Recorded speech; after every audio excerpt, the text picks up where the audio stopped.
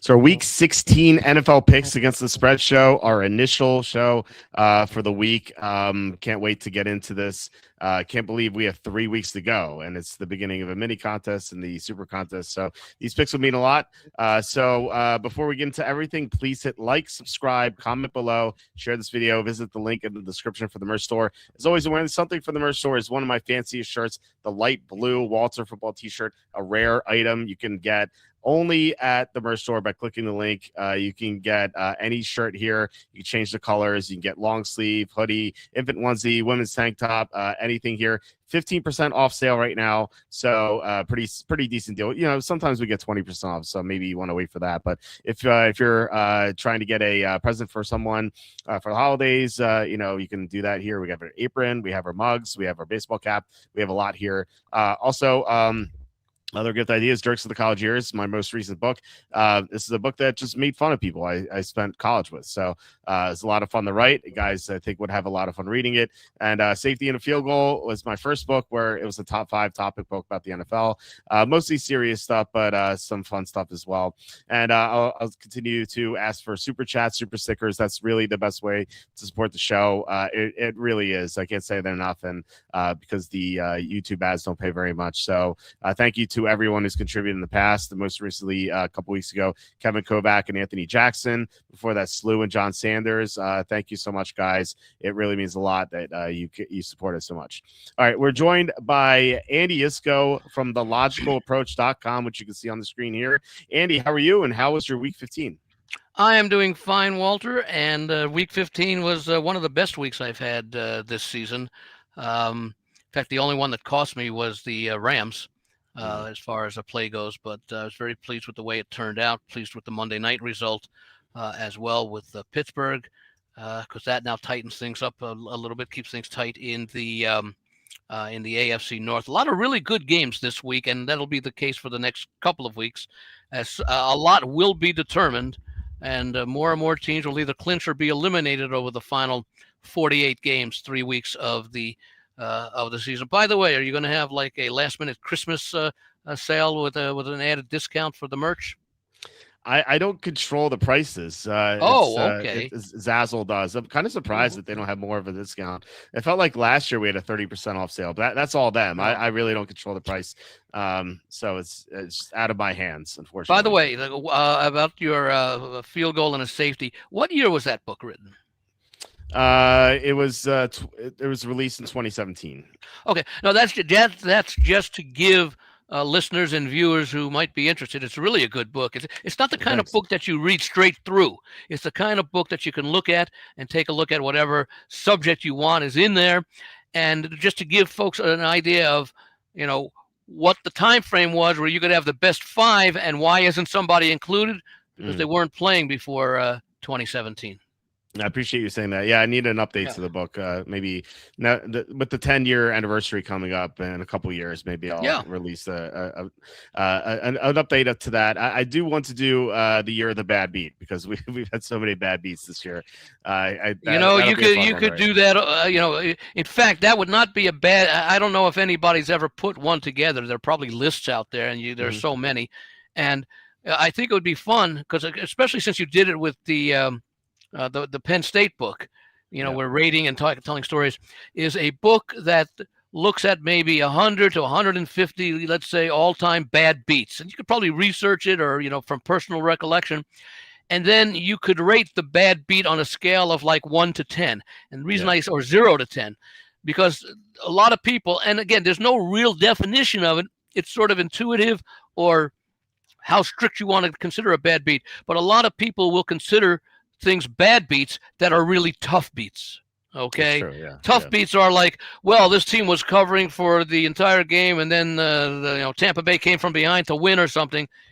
That's not really a bad beat as much as it's a tough beat, unless the bad beat was the and a friend of mine even argues that it wasn't a bad beat; it was a tough beat. Was the Arizona-Tennessee game, because Arizona still had times to come back and win the game. Mm-hmm. Okay, but from a point spread perspective, that might have been considered a bad beat, because they were in control and they had a comfortable lead, and it was late in the game. I might use a definition, and again, I don't know how you define the percentages, and you always see on the screen, well, if Tampa Bay wins, they have an X% chance of making the playoffs. If they lose, it drops. So I don't know how they determine that, but the same thing with how you would determine a bad beat. But I would say something like you subtract 1% from every minute remaining as a percent. In other words, if there's 1 minute remaining in the game and you're covering the spread, that you'd have like that'd be a bad beat if you end up losing that. If it's 2 minutes, you got a 98%. If there's 5 minutes left in the fourth quarter, it might be a 95%. Maybe you don't go back more than 8 or 9 minutes because that's still enough for 2 or 3 drives certainly 2 drives per team. So I would not say that would be a bad beat unless it happened on a fluke play. Like, for example, Cincinnati ended up covering that game against Buffalo. But prior to that, when Burrow threw the interception for the pick six and then threw an interception on his next pass, if that had kept Cincinnati from covering, I would say, because I think that was in the fourth quarter, that that would be a bad beat. Because you had 2 very improbable events occur back-to-back that resulted in scores. Yeah, I definitely agree with that. I think that'd be a fun beat. Fun book to read, but you could only read a few chapters at a time, because if you read like more than 3 chapters, you'd have already probably OD'd from 6 beers. Oh yeah, I remember losing that one. Yeah, that's a good idea. To go back into the past and talk about all the bad beats that have happened over the years, just covering the site. I've been covering the NFL since '99, so I've almost that's a lot of material. Yeah, almost 30 years of that. I would say that on average, you would probably be able to pick out 1 bad beat a week. It's probably in the NFL, yeah. Or at the very least, 3 bad beats over a 2-week period. I think that's about right. Yeah. The main one that stands out to me this year, aside from the Cardinals Titans, which Sue mentioned, is the Rams blocked field goal return for a touchdown. Against Philly. Yeah, they're up 26-7 as 3.5-point underdogs, and somehow didn't win, even though they were never not covering the entire game, like the 60 minutes. They're never not covering, and then blocked. Even when they gave up the lead, they were still covering before the block. Right. Yeah. Exactly. Yeah. By the way, I've also got nobody listen. I want to give Walt a little sort of like headline there, sort of like a little quote at the start of the book. Remember, for every bad beat you suffer, someone's getting a lucky win. I'm gonna write that down. The bad beat you suffer, a lucky win. Yep. Yeah, that's certainly true, and people don't remember that as much. You might be like. You might remember a couple where you're like, oh man, I got so lucky there, but for the most part, you don't really remember the lucky wins. No, you don't, and it's only natural that if you're a good handicapper, you're going to have more beats than lucky wins. You're going to be on the wrong side of bad beats. Mm-hmm. Yeah, because basically the team that you're backing is doing what they were supposed to do, but for a fluke play at the end of the game or a fluke injury, I mean, like for example, I had the Colts the other week against. Who was it? The Jaguars. And Daniel Jones got injured early. That's not a bad beat. That's an unfortunate beat because your starting quarterback went down early in the game. Sure. Now, if he got injured with 3 minutes to go and they're down by 10 points, that might be a tough beat. Because it'd be a tough beat if you were in position to, especially if he obviously being on the field got injured while they had the ball. So that might be a little bit of a tough beat, but it's certainly not a bad beat because injuries happen. You just don't know. Yeah, injuries happen all the time. You do feel bad about it. You're like, well, had I known that Daniel Jones would go down, I would not have bet the Colts. Yeah. So. On the other hand, some people would say if you knew the quarterback was Daniel Jones, you might not have bet the game. right. Notwithstanding his early season success. Yeah. Well, with the fractured fibula that he had, it just felt like he probably put more stress on the other leg because of that. But I would assume that he favored it. Yeah. So it's understandable. Does Andy like Chinese food? Sue is asking. This is related to my Jerks of the Week article this week.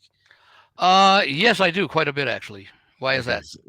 Well, the Jerks of the Week article this week was about how I went to a Chinese restaurant and let's pick up food. I'm not a fan of Chinese food. It's like my least favorite food. And why is that? You just don't like it, or is it inconvenient, or no? It's just like doesn't agree with you, or I don't like anything with stuff I can't see inside, or that has weird sauce in it. Like I'm fine with ketchup and barbecue sauce. I know what it is, but Right. like the Chinese sauces, I'm not familiar with it, so I don't like it. And Even like I mean, do you not like the taste of it, or you just don't like the thought of it? I don't like the taste of it. So like, even like American food, if you go to McDonald's and you don't get a burger plain, they'll put mayo on it, and Right. I can't eat it at all. You can ask them for no mayo, right? Right. I just say, can I have a burger plain? That's what I asked for. Yeah. But Well, sometimes they I don't always get go me. in there and say, this will be the most boring hamburger you'll serve today. Meat and bun. The only way it would be easier is if you left out the meat or you left out the bun. Or you gotta have the cheese too. But that's it. Well, see, I'm not crazy. I see some things I don't like cheeseburgers. I'm not crazy about because I like the taste of the burger and the cheese individually. I don't like the combination. Oh, really? Okay. Because it takes away the enjoyment of the taste of one by mixing it with the other. So I love cheese. So I definitely love the cheeseburgers. I told you my favorite line at the restaurant when I pay and they ask if I'd like a receipt. I always ask, "What's the return policy?" Right. That's funny. So I once was at a restaurant and I love just cheese sandwiches. People are like mayo and like no mustard, no nothing, just cheese sandwiches. And I was like, yeah, I want one. And so I like there's nothing on the menu. I saw grilled cheese. I'm like, hey, can I have grilled cheese but hold the grill? It's like, Yeah. you just want a cheese sandwich? It's like, yes. Well, speaking of Chinese food, I always remember one of Rodney Dangerfield's favorite lines. He said, "I get no respect. I went to a Chinese restaurant the other night. I got a fortune cookie. Inside was the guy sitting next to me's check. I said to the guy, 'Hey, I got your check.' He said, 'Thank you.'" Oh, he's the best. He's so good. Read his autobiography, Dangerfield. It's a very entertaining. That is the kind of book. It's like 200 something pages, but it's so funny. You could probably read it in like 2 nights. Oh, I didn't even know that existed. I'll have to check it out. He's Amazon. So great. It was actually written. He actually finished it about 6 months before he passed away back in 2005. He had an interesting life. Yeah, I would imagine so. Yeah. Quick question before we begin. Tyler Loop with Lamar's my quarterback or Harrison Mevis? I believe it's going to be rainy in Seattle. That's what they're expecting tomorrow night. Yeah, it looks like what's the latest for the report? Not that I trust it. Definite rain. So okay, definite rain. And mild wind 12 miles an hour. Whereas the Baltimore game will be a slight chance of snow, 13 degrees. So either way, it's not looking good for your kickers. I would try to get a kicker in a dome with a good offense. Just try to do that, or perfect weather with no wind. Just try to do that. That's what I would recommend because it looks like the weather reports for both those games look pretty bad. Okay, well, the one for Seattle is a little bit more, I guess, reliable. I'll put that in quotes, right, to the extent that it's less than 24 hours away. Right. I don't even look at weather until 48 hours. And because especially on the East Coast with the winds and where they come from, they could be dramatically different. What would it be? About 72 hours from now for the Saturday games and 96 hours. Well, a little bit less than that because we're at night for the Sunday games. Right. So yeah, just try to get an indoor kicker, especially this late in the year. High winds in Seattle, 19 mile an hour, 36 gusts. Yeah, could be pretty bad. And let's get into that game. All right. So the line is it was Rams -1. It's now Seahawks -1.5. I'm going to pull up the injury report here. Charles Cross for Seattle is out. He is their best lineman. So this is an offensive line that has issues in the interior. Now their left tackle's out, so it's a big deal. And then for the Rams, as we figured, Devontae Adams is out, doubtful that he's going to be out with the hamstring. And then Braden Fisk did not practice all week, but he's questionable. I will not expect him to play. And that's not like a huge loss, but it's like somewhat significant. So I came into this, this week thinking I would take the Rams again. The key here is that Sam Darnold wilts on the pressure. He's so bad on the pressure. We saw it with 2 games against the Rams already, and now he's not going to have his left tackle. Feels like the Rams should put a lot of heat on him, and we've seen it so many times. He just falls like a cheap suit whenever he's on the pressure a lot. So I like the Rams for that perspective. I know this is outdoors in the rain. This is not an ideal condition for a team on the West Coast and indoors. but the Rams, they run the ball well. They still have Nakua healthy. They have their see, that's the thing. By the way, keep in mind in this, it's not like cold, but both teams play in the same conditions. Right. So the Seattle, I mean, I don't know if the Seattle is any better at handling rain than any other team that visits. Yeah, Geno Smith famously was terrible in the rain. So now, I mean, we have Darnold now, but still, he's going to face this pressure. So you're telling me that evidently in all but 2 games it's rained when Vegas has played this year. Is that true? I don't know. No, that would be the excuse. He's terrible in rain. Yeah, right. Okay, I see what you're saying. Yeah. Okay, so for this game, the Rams are gonna, I assume with Adams out, they're gonna deploy 3 tight ends a lot in this game, and that should be effective against Seattle. Seattle has allowed a lot of production to tight ends. They have allowed the 4th most production to tight ends this year. So it feels like the Rams have a good matchup here on both sides of the ball. I feel like they're just going to beat Seattle again. I think it'll be a close game, though. So not a huge bet for me. What do you think about this game? Well, my numbers still have the Rams slightly ahead of the of Seattle in the ratings, in my power ratings. It's 1.4 on a neutral field, and in Seattle, it's actually a little bit more. It's actually 2.8, and it's higher because the Rams have virtually no home field advantage. I have it at 0.23, and Seattle is actually a minus 1.01. What I normally do is I'll take half of each team's home field advantage. I'll subtract it from the road team, and I'll add it for the home team.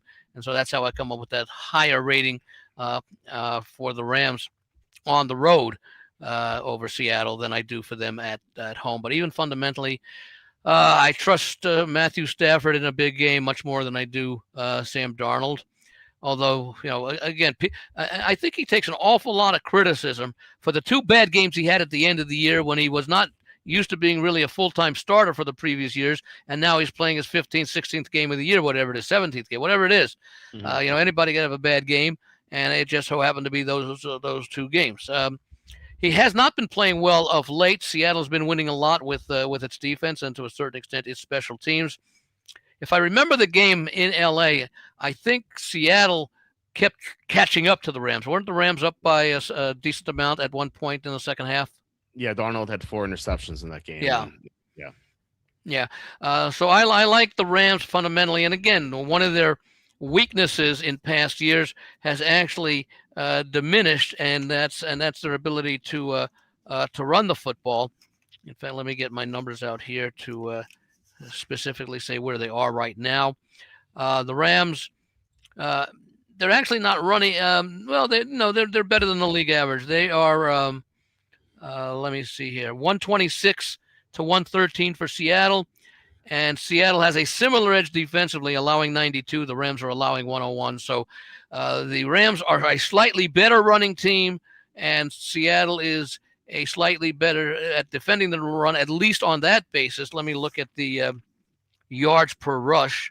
If I can figure out where they are. No, that's on a different sheet. I'll have to find it.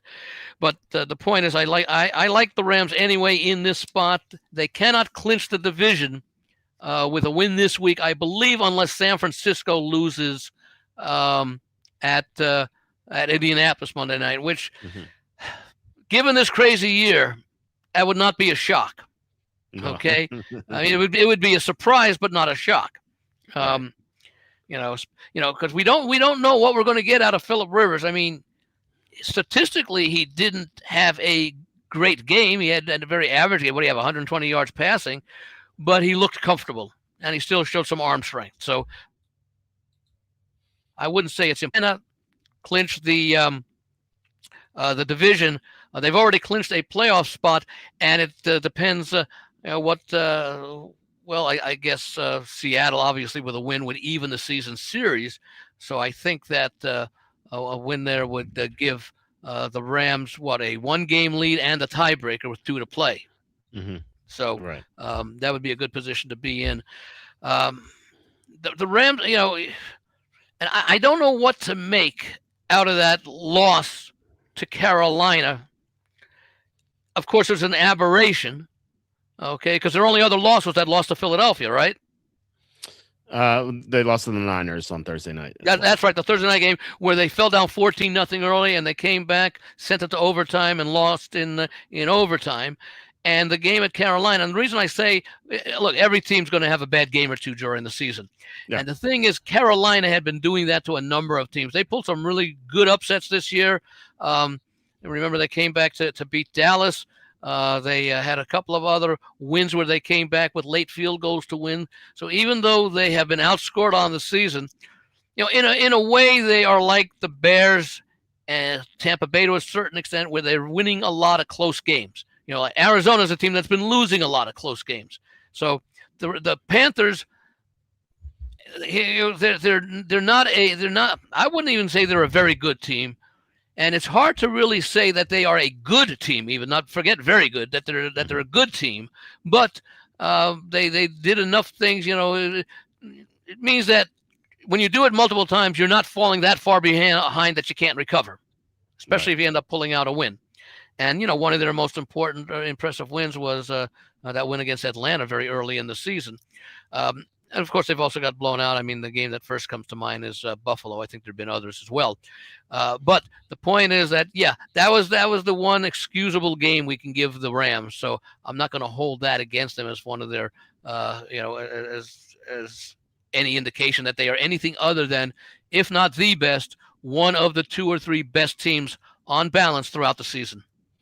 Yeah, we saw the Eagles nearly lose to Carolina last year, and they were the best team. So these teams have their hiccups. As you said yourself, that a team will have 3 bad games a year and 3 great games a year. So and probably 3 average games or typical games, but never an average game. Never get and by average game I mean if you average 125 rushing, you're not going to have a game where you hit 125. Mm-hmm. You're gonna. You might hit 128 or 117 or something, but you may have one game where you're real close to certain numbers, but when you add up the totality of a game, and I do something that I call a game value, where I assign points for what teams do running and passing and turnovers and scoring and things like that, and that to me is the average game, which is very rarely a score that is achieved by a team in a specific game overall. If I average all those game values together. Let me ask you something. If you find a team that played a horrible game for itself, the Rams, for example, have you ever considered just looking at what could happen the next game as a regression to the mean? Like, for example, say that now. If I find them playing an unusually horrible game or an unusually strong game. I think it varies by team. I think that's got a lot to do with the culture and the coaching. Maybe that's, and we'll get to the game between the Lions and the Steelers. Maybe that's one of the strengths of Dan Campbell. His teams always rebound after a loss. Same players, often a similar game plans. The strengths and weaknesses of the Lions are still going to be the same against the following opponent as they were against the opponent that beat them. Maybe to varying degrees, and the matchups might be different. So I don't know necessarily, if there's any overall tendency. I think it's almost on a team-to-team basis. I haven't done the research on it. I suppose it would be something you could probably, in a sense, do it up there. Depending on how you define a bad game, and maybe the easiest way is, how do individual teams do after suffering a 2-touchdown or greater loss, or a 21-point or greater loss? Yeah. How do they do the following week? It would have to be in relation to the spread, right? Because, if the Raiders lose by 2 touchdowns, we're like, it's probably an average game for them. That's exactly right. When I say how you rebound, I would be interested in both, although I would be interested how teams rebound both straight up and against the spread. For our purposes, against the spread is more important, although money line bettors would look more towards the straight up result. But let's say you lose a game by 21 points. I know that I think you often talk about laying 21.5 in a game that you think will be a blowout. 20 and a half. Is that, 20 and a half, rather. Protect the 21. Yeah. Games where you expect a blowout. And what you could do is check those games and find out, set the parameters as last game lost by 21 or more. What's the result in the next game? Well, we saw with the Rams after they got blown out by the Panthers, they came back strong against Arizona, and that was well, I don't think they didn't get blown out. They lost by 3. Right, but that was I would say that was an unusual. Oh, you were talking about defining a blowout as relating it to the spread and the final result. Yeah, like more is because in relation to what you said about how a team will have 3 horrible games for itself all year, and that I would say that the Panthers' loss was a horrible game for the Rams. And I guess you could say it's because of I think you could say because that's where I just revised my comment and said maybe looking at teams that lose to the spread by more than 20 points. Right. Because basically, and I know that it's not reality, but like last week, the Rams were 7-point favorites. In technically, that does not mean that the lines maker expects the Rams to win by 7 points. However, that is a line that they expect, unless they're taking a position, they are expecting the public to say 7 is the right number. If they move it to 7.5, money comes in on the dog. If they move it to 6.5, the money comes in on the favorite. Okay, so that line in most places, let's say, closed 6 last week. Okay, and really didn't move all that much, maybe a half a point either way during the week. So basically, in that game, the Rams overachieved by 1 point, and the Lions underachieved by 1 point. That's insignificant. Now, on the other hand, if the Rams had won, take the game that they won the week before. What was it, 45-17 over the Cardinals? Yes. And, there's an example right now, and it'll come into play again this week, where they lost by 28 points, 45-17. Well, what did the Cardinals do? 45-17 was 28, but I think the line was single digits, wasn't it? At Arizona? I don't know why I'm thinking. I have my database here. So it was. Let me see. I think I have it here. It was 8 or 8.5. Okay, so they let's say it was 8. So they would have lost to the line by 20 points. Right. And of course they came in last week and lost straight up to Houston by 20 points, but that was not a 20-point loss to the point spread. But I mean, that's the concept. How do teams do if they've lost to the point spread by X number of points? And you could define whatever X is, 20, 10, 17, whatever. However, because really, and again, even though the line is not necessarily a prediction of the game, lines making has become better and better in the recent years with technology and all that it's becoming more and more. Obviously, if there'd be 2 things that would happen if the lines maker had a correct spread on every game except ones that involve half points. Okay, you would never win a bet. Every game would be a push, right? And you would never lose a teaser. Okay, right. But the point is, we can use the line as a reasonable estimation of what the expectations are. And so therefore, what you're talking about, how teams do after blowouts, and we've now defined it, it could be both straight up blowouts by the margin, regardless of the point spread, or it could be, or different ranges, or it could be related specifically to point spreads, differences between point spread and results as being a blowout, and how teams fare after winning or losing, or actually the emphasis should be winning or losing, because both of them could be significant. And I would tend to think it might be nice to know how teams do in general, but I think from a handicap perspective, you might want to take a look at also on individual team basis going back like 6 years. Right. Because that's often related to how coaches adjust after certain games, and some coaches, results like that often are the results of coaching decisions or decisions not made, and some coaches are better at that. And then there's Raheem Morris. Exactly. At least for another few games. Right. Yeah. Well, we think so. We'll see. Yeah. I never want people to lose their jobs, especially ones that you can make money off of. That's certainly true. By the way, do you think McDaniel stays with the Marlins? With the Dolphins?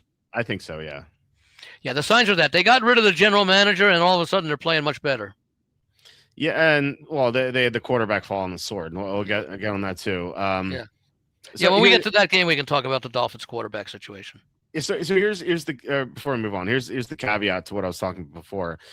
You mentioned the Cardinals getting blown out by the Rams, then getting blown out again. So my point in this is that I wouldn't consider that that loss that Arizona had to the Rams as being one of their games where they played well below their status, and it's because they're playing against the best team in the NFL. And they suffered a lot of injuries in that game. And they were up in the game. Like they had 10 points early. Like I don't think they played poorly for themselves. I just think that game just got out of hand. Now, I think that you could make the case that that's an indication, perhaps, if that's true, of throwing in the towel. It could be, yeah. But then again, I would say last week was more of an indication that the Cardinals played below their expectations. But I don't know. There's a lot of nuance to it. Well, see, it's interesting because against the Rams, and the margins were not that dissimilar.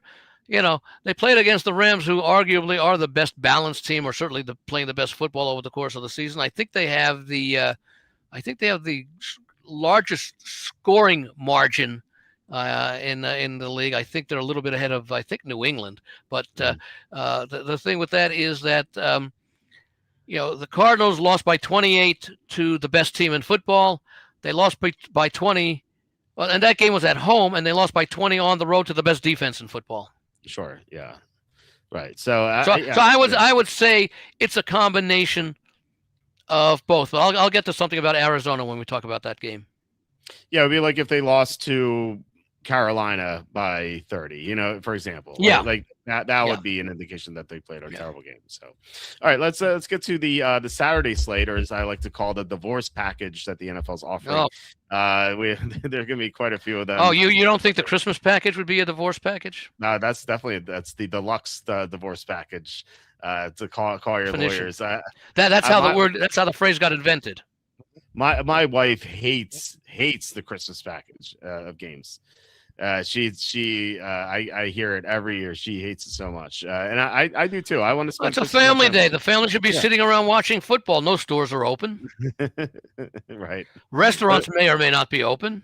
Well, I hope that in 8 years, my kids are both watching football. I hope they don't despise. So then it'll be 3-1, including your daughter. Right. That's what I'm hoping. We'll see about that. But right now, my son's not even 4 yet. He's gonna be 4 soon, and my daughter's 2.5. They have no attention spans, so they're not going to be watching football. We'll see. I think you should give both the kids like a little, Nerf football for Christmas. They should have let them play with it. It's not here. I put up a basketball hoop there, and they have like a little toy basketball that they try to shoot in. My son actually hits some buckets, but my daughter she can't, obviously. She's like, what's she, a year and a half? 2.5. She's 2.5. 2.5. Okay. Yeah, and so she's like, Daddy, help, and so she has me lift her up so she can dunk the ball. But my son can actually hit some shots. So anyway, when she dunks the ball, do you or she yell "Booyah"? not booyah, yeah, but maybe I'll add it next time. It's funny. Like my son today, you can do a little Marv Albert, yes, and it counts. Yeah, right. My son's like, it's like, Lily, I'll score for you. I was like, okay. It's not like they're playing a game or something. Just don't have him say that in a bar in like 18 years. Right. Yeah, your son will be an NFL punter in 8 years. That's the goal, is to have my son be an NFL punter, so he can make millions of dollars and not get hurt, and at the very worst, torn ACL, but he'll be safe, no concussions, and maybe a scholarship at the very least. If you want him to be an athlete or at least play sports, have him be a golfer. We'll see. It's kind of tough. You get to see a lot of great scenery, travel around the world, and I'll try golf as well. You've got between like 64 and 75 shots per round, of which half of them are putts. So low strain, and you got nice suntans. Oh yeah, I wish I could play golf. My back is so bad. I just couldn't do it. Try mini golf. That'll work. I'll have to try that soon. Punters in the NFL will be Euro. Yeah, exactly. If they're after Charlie Smith, I'll tell you, kickers even more. You'll even see more kickers now come from Australia and Europe. Yeah, that's for sure. I still remember the Gogolaks. I'm old enough to remember who were the first Yeah, soccer-style kickers, and it took a little while to catch on. And now guys are using that, angle angle movement to the ball, and kicking 70-yard field goals. Yeah, we used to have Paul Ettinger do the corkscrew. That was a lot Yeah. of fun too. Anyway, let's get into the Saturday games. Eagles at the Redskins. The Eagles are favored by 6.5. It was 6 when I wrote this up on Tuesday. So on the injury report, it doesn't look great for the Eagles because they have Lane Johnson still not practicing. Landon Dickerson has not practiced yet. We had obviously Jalen Carter's not going to play. Fred Johnson, the backup to Lane Johnson, has not practiced yet either. But I still would be on the Eagles in the spot. I just think that this is a tall task for Marcus Mariota. The Eagles just played another one of their former backups, Kenny Pickett. Now they get Mariota, and obviously Mariota is better than Pickett, but it's still a backup. How does a father with the last name Pickett have his son be a quarterback? I know. Well, how did the Steelers take him over Johnny Touchdown? They should have took the other guy, Kenny Pickett. Yeah, obviously. So yes, he can. Now that would be that if he wanted him to be a defensive player, Kenny Pickett would be great because that's that's what a defenseman does. He picks the football. So right, exactly, yeah. So blame the dad there. Anyway, if a backup quarterback or the coach for not making him a defensive back. Right, it's someone's at fault. Yeah.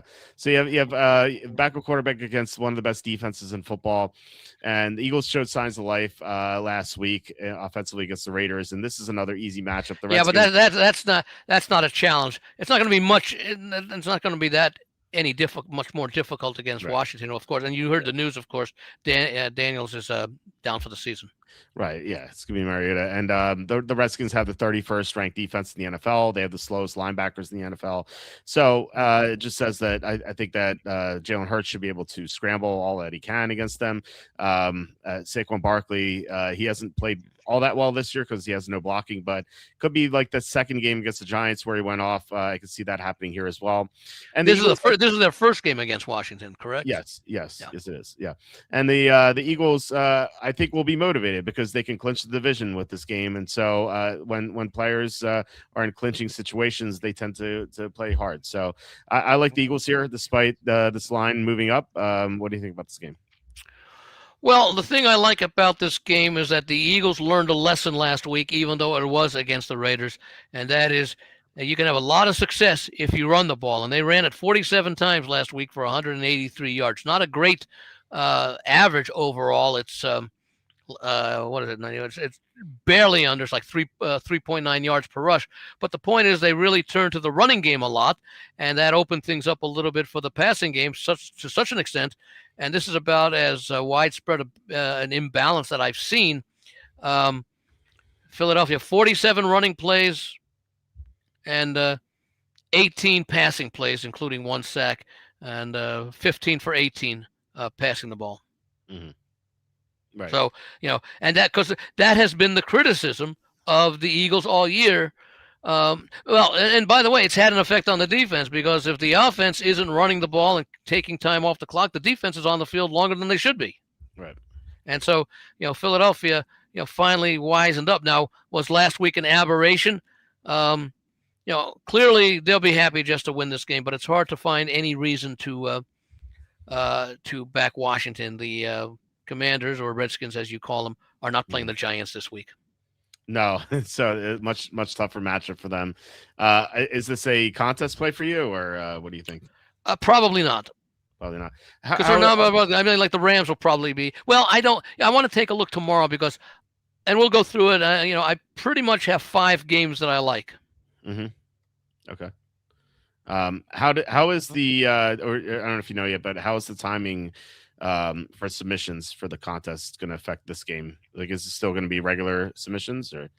No, I'll probably move things up a little bit if you're playing the early game on Saturday. If you're playing the Washington Eagles game, right now I think my circuit deadline is what time does that game start? 5 o'clock Eastern, so 2 o'clock. No, the first game. The Eagles Redskins is 5 o'clock Eastern, 2 o'clock Pacific. 2 o'clock. Yeah. So I'll need to have probably by 11 a.m. Okay. Because I don't know how many people will be playing that first starting game. The second starting game doesn't matter because the deadline for submitting the selections for Circa is 4 p.m. Pacific, and for the Westgate it's 5 p.m. Pacific. And my normal times for requesting the deadline for the Circa is 10 a.m. and Pacific and noon Pacific for the Westgate. Mm-hmm. Okay, because their drop dead deadline is an hour after that, and I never know how the people are going to send the selections in as far as the. In fact, I got to send out the Westgate line when we're done for this week, but and Circa tomorrow. But I want to allow enough time in case there's any issues with the apps. And I need to go in person. That has not happened in years, but it's always there.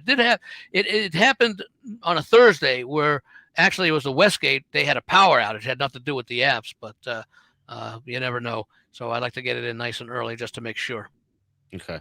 So I would plan on probably 9 a.m. for Circa and 11 a.m. for Westgate. Okay, I might play that first game. So. And in fact, which one? Oh, the first game Saturday. Yeah. The way I will phrase it is, if you are playing the first game on Saturday, the 5 p.m. Eastern, 2 p.m. Pacific. If you are playing that game, the deadlines for Circa will be 9, and it'll be 11 for Westgate. If you are playing, if your first game is the late game, then the regular deadlines will apply. I'll make that very clear. Okay. Luke asking. Ask a good question, because it doesn't really apply to just folks overseas. It applies to folks anywhere who live outside the state of Nevada. You must be in Nevada to sign up for the contest, and then you can appoint me or any other proxy of your choosing to submit the weekly selections for you, because they can only be submitted from within the state of Nevada, whether it be in person or by mobile phone and the app. Now, it doesn't mean let's say Luke is outside Nevada, outside the country. He does not have to show up personally. He could have a friend or a relative show up and sign up in his place, and then Luke could be the one who sends in the selections. Now, of course, keep in mind that as far as the Westgate and Circa are concerned, payment will be made to the name of the person who signed up. So that would be your friend or relative. Okay. You can, however, request, if you happen to cash, you can request that, okay, let's say you win 10,000 and your partners, let's say, or you want to give him, say, a $2,000 tip or something, whatever. You could have the Westgate or Circa make out 2 separate checks or make 2 separate payments that way. You would both have to provide, I don't know exactly what to provide from overseas, from outside the United States, some sort of government issued identification. Like here in the States, it's a driver's license, or for people who don't drive, the state ID that they issue. But that's the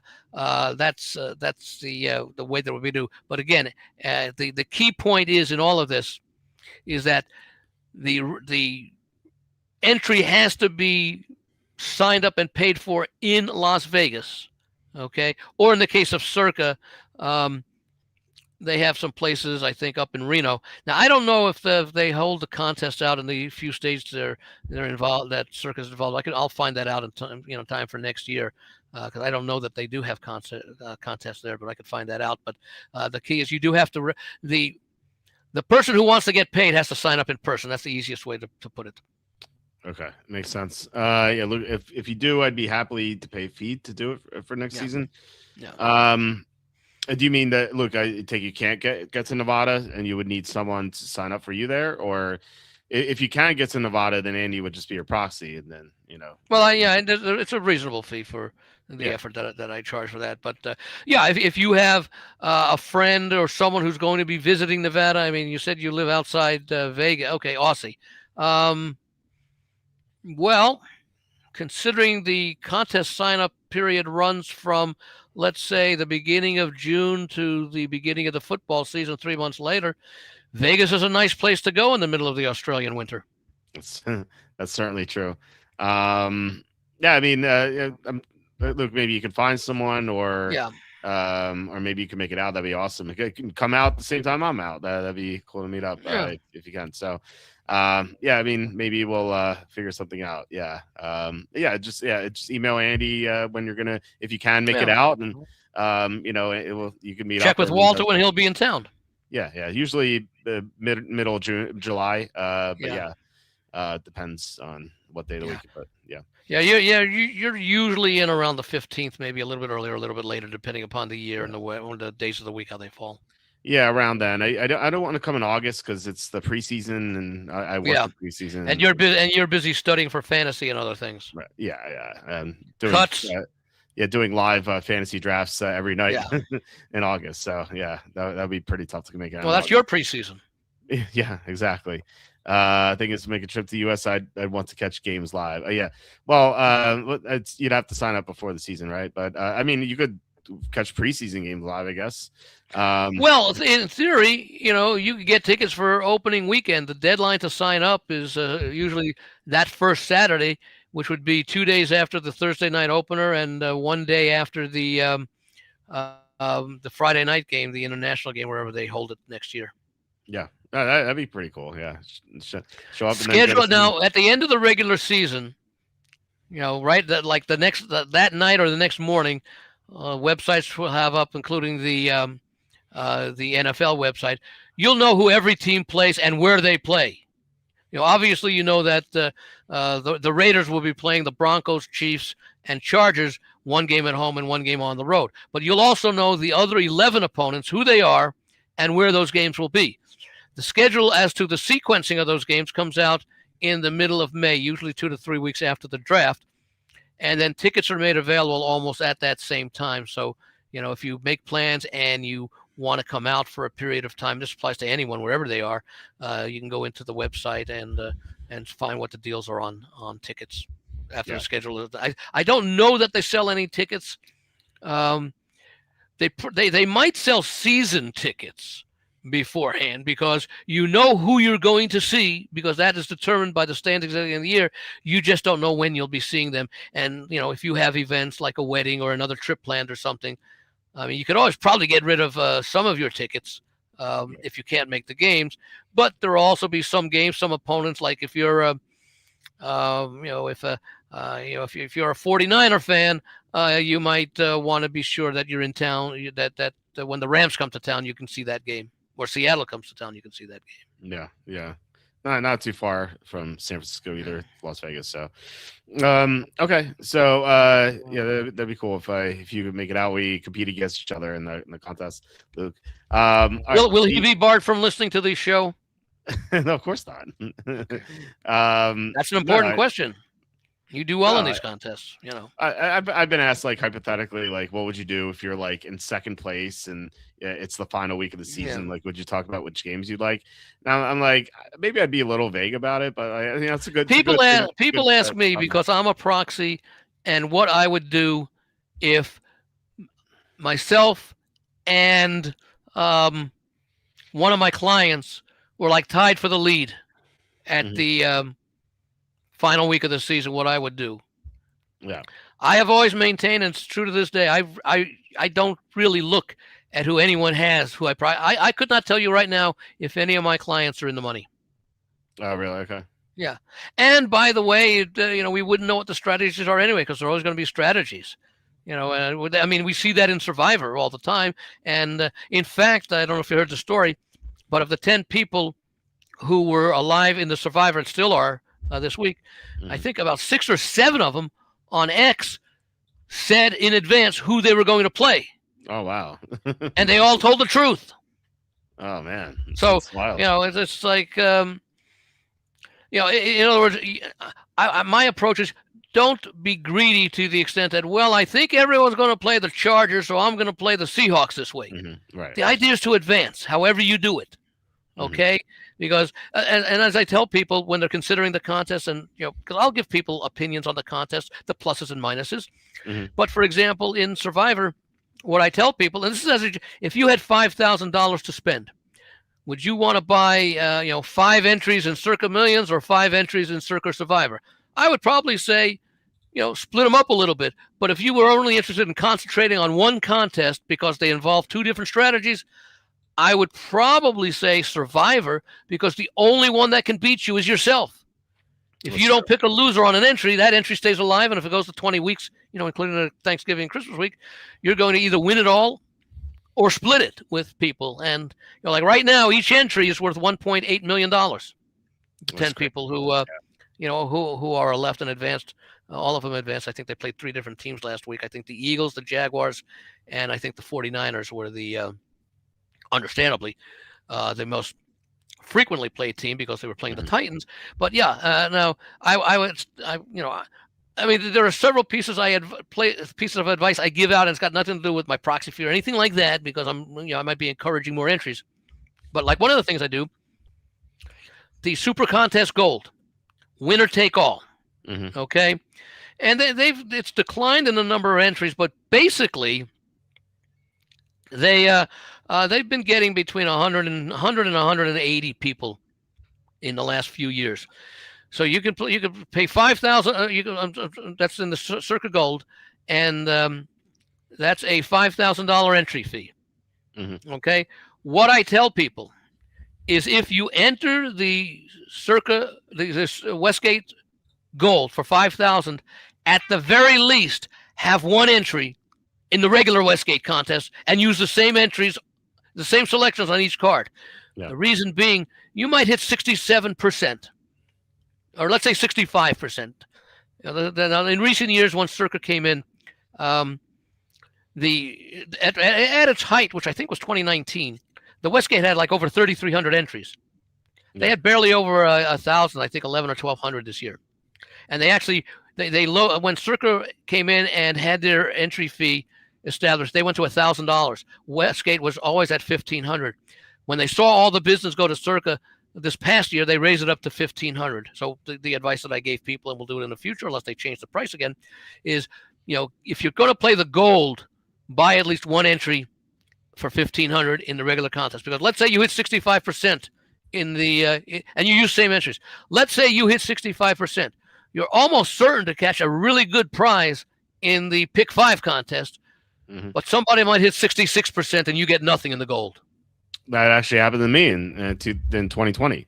I finished 3rd in the Gold, and I finished 7th in the regular contest. Did you use the same selections each week? Every single week until week 18. Because I was heading into week 18. I was 3 behind first place in the Gold and 2 behind second place in the Gold. And so what I did during the week was I looked back at all the. No, but how far were you in the Pick 5? I was in the I was 10th place entering week 18. Okay, because that would be the one week where I would not necessarily do the same selections because your goal is different.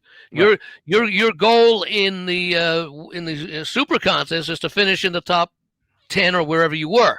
Right. The Super Contest Gold, your goal is to finish first because second pays nothing. And you said you were 3 out of first in the Gold? 3 out of first, 2 out of second. Okay, so I look back. So you really needed to do in the Gold was base it on not necessarily what you thought the other people might do, although that's important because if you both pick the same team, you don't pick up any ground. So you would have to say, what is a team that the guy in first is likely to pick? Let me play either against him or play a different game, because it doesn't matter if you pick up one game, you have to pick up 3 games on the leader. In the Westgate, with 8 or 9 people, you could go back. I mean, there was a year, this was back, I think 2002, I finished 3rd in the Westgate. And I knew going into the weekend, after all the picks were published, I knew that I was going to finish somewhere between 3rd and 7th, based upon the common selections, the opposite selections, and the unique selections of me and the people, say, in the top 10. I think I may have even gone to the top 15 because I could have had a bad week and fallen down. So that the strategy in week 18 is totally different. Possibly in week 17, but the strategy would change a lot, if you're really close in the Gold. Yeah. So yeah, like I said, I look back at all the picks they made throughout the season, try to determine what sort of handicapping style they were using, Yeah. and I tried to guess what they were going to do, and I tried to pick different games or go against them.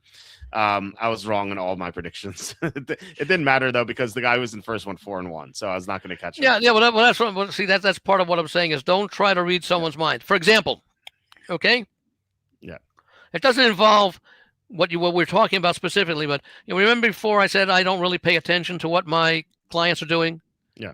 Especially in Circa, because they may be going for the booby prize to have the worst record. It's true, yeah. Because I don't follow it. I'm not going to follow all the selections. And again, whatever someone else picks. I mean, if I were to do anything, okay, and it's not saying anything about the talents of my clients because I have all different qualities of handicappers. I might take a look and say, 18 people are on the Chargers this week, and last week, say 2 people who played the game were on the Chiefs. Oh, I'd play the Chiefs. Right. Forget the result, but you know what I'm saying. That I might go, but I don't even do that because I try to. First of all, I try to isolate the 5 best games that I like. Mm-hmm. Okay, I don't really take a look. In other words, let's say I'm deciding between 7 games. I don't try to pick, well, these 5 are the ones where I feel good about and I'm likely to be in the minority of the people who pick them. I don't do that. I just pick the 5 games I think are the best likely, because now it does change once you fall behind or once you get a lead. Okay. Now, even if you get a lead, you can't win the contest after 5 weeks, but you can lose it after 5 weeks. Sure. Yeah. So. That's true. And yeah, heading into that week when I was 10th, and I did move up to 7th with the 3-1-1. I parlayed all 5 picks against myself on a sports book just in case I went 0-5 and I maybe fell out of the money or something. So yeah, I think that's good. A good hedge that I did. Yeah, the tough thing for that is. I mean, you would fall out, but I mean, you could also go 4-1 in the parlay, and go 3-2 in the contest, and not and lose ground. And what are the odds of going 5-0? Well, it's 5 to the 5th. Sure. I'm sorry, 2 to the 5th because it's right. So 2, 4, 8, 16, 2, 4, 8, 16, 32, 63 to 1 of going 5-0 or 0-5. Yeah. So. I don't know. I just thought that now if you found you can't really find a parlay that's going to pay those odds when using just 5 teams. Yeah, you can boost them and stuff, and you could just salvage something. That I thought that was my goal. So anyway, let's get to the night game of the Bears package. The Packers a little bit more interesting than the Philadelphia game, unless you have money on the Philadelphia game because they all count the same. Yeah, they're all interesting. Unless you're betting the units. Right, yeah. So Packers are 1.5 point favorites or 1 point favorites, depending on where you look. So obviously the Packers suffered some bad injuries in their game last week. In a span of like 5 minutes, they lost Zach Tom, they lost Christian Watson, and then they lost Micah Parsons. Parsons, obviously the big one with the torn ACL. Tom has not practiced yet this week. Christian Watson. By the way, I am showing a number of Vegas books right now where the game is pick'em. Okay. Christian Watson was limited today, so maybe there's a chance he's going to play. Josh Jacobs has not practiced yet. It's worth noting, although that was the same as last week. And then Jaden Reed showed up as DNP today, but with a personal matter. Now, we know what happened. I didn't look into it. Hopefully not like a family member passing, which could force him to miss this game. So the Packers could be down a lot of personnel in this game. And if you asked me last week, like who would you like in this game, I think I would have taken the Packers. I just considered them better. But given that they lost so much personnel, especially Parsons, like that. Well, by the way, the reason why I would have hesitated is because Chicago played a really good game and had a chance to. Let's say send the game into overtime or win, but I don't know if it was a poor decision that Caleb made on the pass or a poor play call. Mm-hmm. I'd probably go with the play call. Yeah, maybe maybe both. So because you didn't need a touchdown, you just need to get the first down and get a new set. Yeah, exactly. So, I'm inclined to take the Bears here. A lot healthier, and like you said, they almost won last time in Green Bay, and they seem to getting better every week. Their defense is playing a lot better. Their defense has gotten a lot of players back from injury. The offensive line is great, and with Parsons out, feels like Caleb Williams should have all day to throw. And the running game should be fantastic here as well. So yeah. I like Chicago. What do you think? Chicago is one play I have under consideration. It's not at the top of my list, but it's on the list. Okay. I like the job that, and I know Evan disagrees with it, but I'll still maintain it's possible that Ben Johnson would get Coach of the Year. Okay. What he's done. I mean, now the expectations for both the Bears and the Patriots were pretty much the same, but the Patriots, I think, overall played a softer schedule than did the. In fact, I think the only team that the Patriots have beaten, aside from Buffalo, who they played twice, winning one and losing one, that currently has a winning record. I'm trying to remember who that other team is. There was one other team. It's not Tampa. It was Tampa Bay. Yeah. Okay, yeah. They're not. They're 8-6. Yeah. So of their 14 games, only 3 of their opponents. Well, Tampa's 7-7 now. They're not even. Yeah. So they. No. Okay. Yeah. So they would not qualify. Let me see, because I think I wrote this one up. Well, I can read off all the teams they've beaten right now. They beat the Bills. Obviously, we talked about that. They've beaten. They lost to the Steelers. They beat the Falcons, who have 5 wins. They beat Tampa, who's 7-7. They lost to the Raiders. Pittsburgh's the other team. Well, they lost to Pittsburgh. So they beat the Browns. They beat the Bengals. Oh, that's right. They beat the Giants. They beat the Giants. They beat the Dolphins. I guess Dolphins are close. They beat the Panthers, who are 7-7 as well. So one of those teams will be above 500 unless they tie. They beat the Saints, Titans, and then Jets. So yeah, they have not beaten any teams above 500 except for the Bills. And TBA. So my write-up was incorrect. I had Pittsburgh in there. Yeah. That's the one where they outplayed the Steelers and lost with the turnovers. Yeah, there are 4 fumbles in that game, 4 fumbles and a pick or something. Yeah. Including one at the goal line. So yeah, they definitely outplayed Pittsburgh in that game. So was there another team while I was looking that up that you mentioned that has a winning record currently that they beat? Not now, but the winner. Or was it? Well, yeah, it was 7-7. Yeah, the winner of Tampa, Carolina will have the winning record next week. So that'll change. So unless there's a tie. But even if there were just 2 teams, that would mean 2. Are there any other 7-7 teams that they played? I don't think so. No. But even so, if there were, so right now, I guess Buffalo's the only team that had a winning record, right? That currently has a winning record that they defeated. Mm-hmm. Yep. And they beat them last week, so they were neutralized. Right. Exactly. So that does talk about how weak the Patriots' schedule is. I can understand giving Vrabel the Coach of the Year. Let's see what the Patriots record. What is it now? It's 11-3, right? Yeah. Yep. So let's see what. And Denver's 12-2. Yes. Okay. Yeah. So let's see what happens at the end of the season, where New England is versus where Chicago is. I mean, I guess you could also make a case for Sean Payton. Denver, especially because they don't win pretty, but the point is that I'm making is that Ben Johnson has done a great job with a team that was really, last year they had to be disappointed in Caleb Williams. I wouldn't say they're thrilled with him right now, but they've made so much progress that they have to be enthusiastic about him. Yeah, and I think he's going to even get better the more that Ben Johnson is coaching him. Yeah, I would say he's the weak point of the team right now, but he has a lot of potential to get better. So, okay. So he's still learning and he's still improving over some of the mistakes that he made last year. So he is learning. Yeah. So sometimes he makes like boneheaded decisions. Like what are you thinking there? But he is young. He has a lot of upside, so he can get better. How do you guys see Jaden Reed doing if Watson's out? Reed has been decent, at least like PPR past couple of weeks.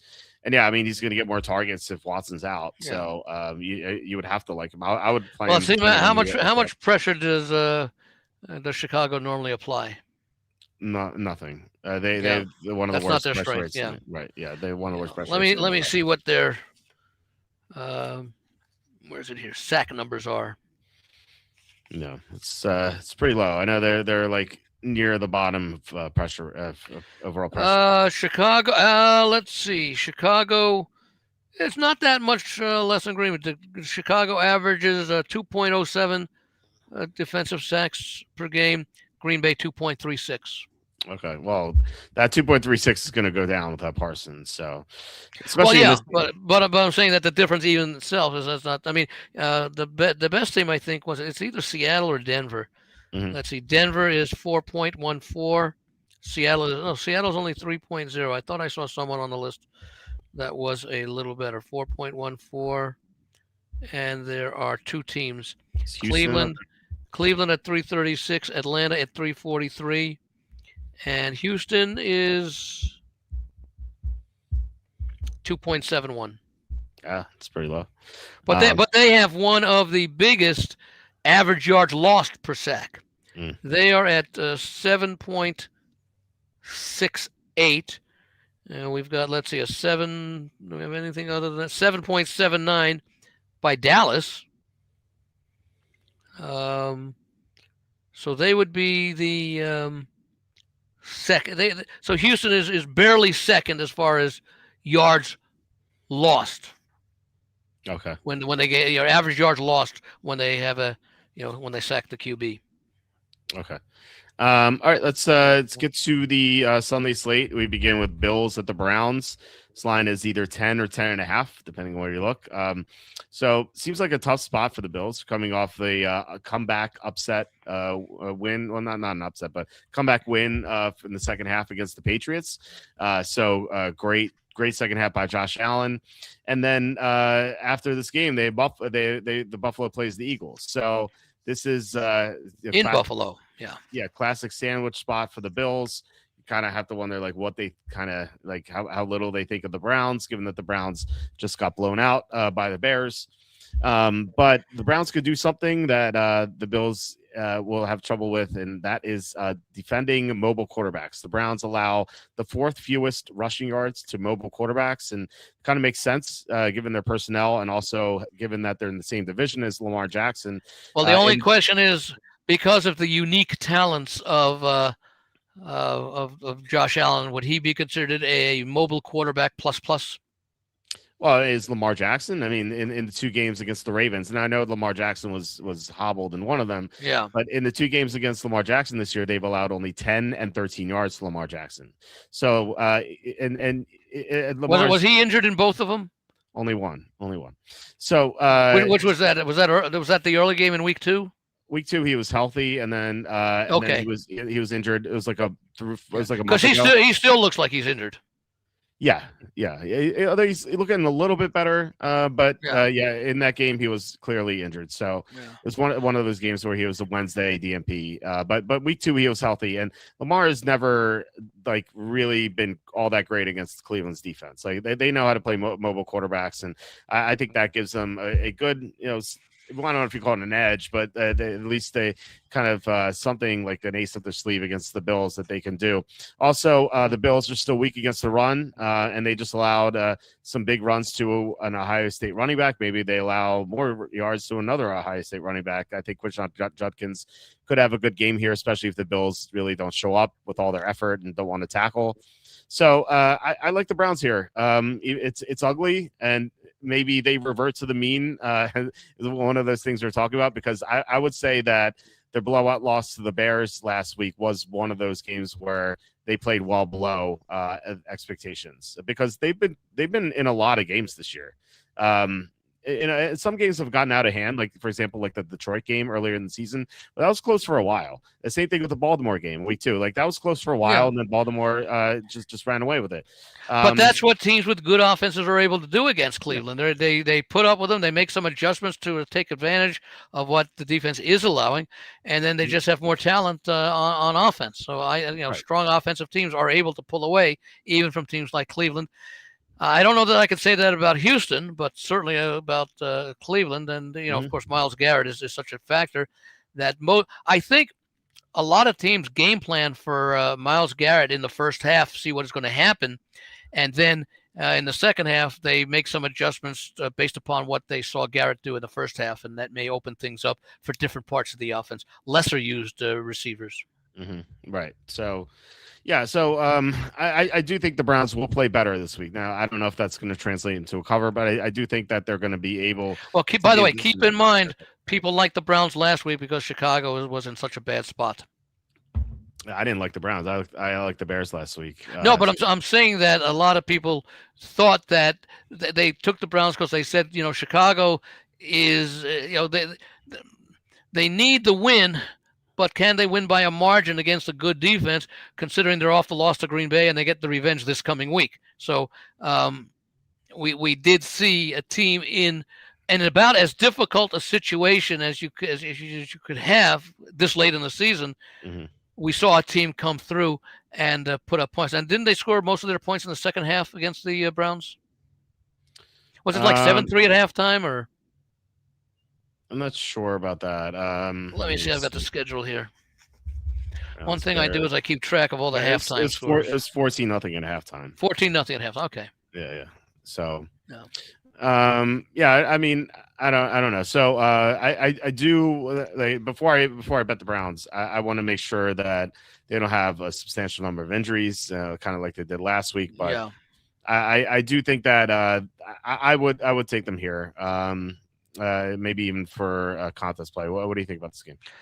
I'm not considering for a contest play, but I will back the Bills because this is their time of season. They cannot afford any losses because they're going to, they're not going to win the division. I mean, I just can't see New England collapsing against the schedule that they have coming up over the final 3 games. Yeah, they could lose this week. Okay, I'm trying to think who's more. I'm trying to remember who Buffalo plays the last couple of weeks. Don't they play the Jets and Miami? Eagles are right in the middle. So Buffalo likely will win 2 of those 3 games, and New England. Well, I don't know who wins the tiebreaker now between. I think New England wins the tiebreaker against Buffalo because of division record. So even if they go 1-2. And they end up tied with the record, New England would win the division. So I'm making the point because I think Buffalo's realistic path to the playoffs is as a wild card. So they cannot afford. What are they, 9-8? Are they 10-4 right now? Yeah, 10-4. Yeah. So if they finish up 11-6, they probably earn a wild card. Although there are teams in contention in the AFC, especially. Indianapolis is playing themselves out of contention, but they still have a game against Jacksonville, and we'll see what Phillip Rivers does at that point. And of course, you've got only one team from the AFC North will make it, and now only 2 teams in the AFC West will make it, and probably 2 teams will make it if Buffalo makes it in there. So the competition got a little bit easier with the teams that were eliminated last week. But for this game, I'm leaning towards the Bills. Let me just make sure that I put Buffalo in my newsletter as a lean, which means A, I'm probably not going to play it. B, I could change my mind, and C, I'm unlikely to use it in the contest. And I know definitely I'm not going to use it in the contest. I'm unlikely to change my mind, but I'm probably not going to bet it. Okay. All right, we can move on then.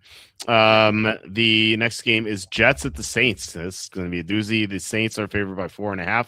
Kind of wild that the Saints are favored by this many points. The last time the Saints were favored by this sort of sum was last year. I think it was like week 14 or something when the Saints played the Giants, and the Saints still had Derek Carr. And they did not cover the spread. It was 14-11, although they still won. Now, we don't have any clarity, I don't think, on who the quarterback's going to be for the Jets. I haven't heard anything yet. I don't know if you have. No. But yeah, Justin Fields and Tyrod Taylor are both limited today. So that's at least a positive sign that we might see one of them instead of Brady Cook, who was predictably atrocious last week. If this is Brady Cook again, I don't see how you don't take the Saints. He's not a real NFL quarterback. Now I'm not saying you should bet the Saints. I'm saying like office pool, take the Saints, or you can even bet them if you want to. But I just think 4.5 is a really tough ask for a team like the Saints that really doesn't score all that much.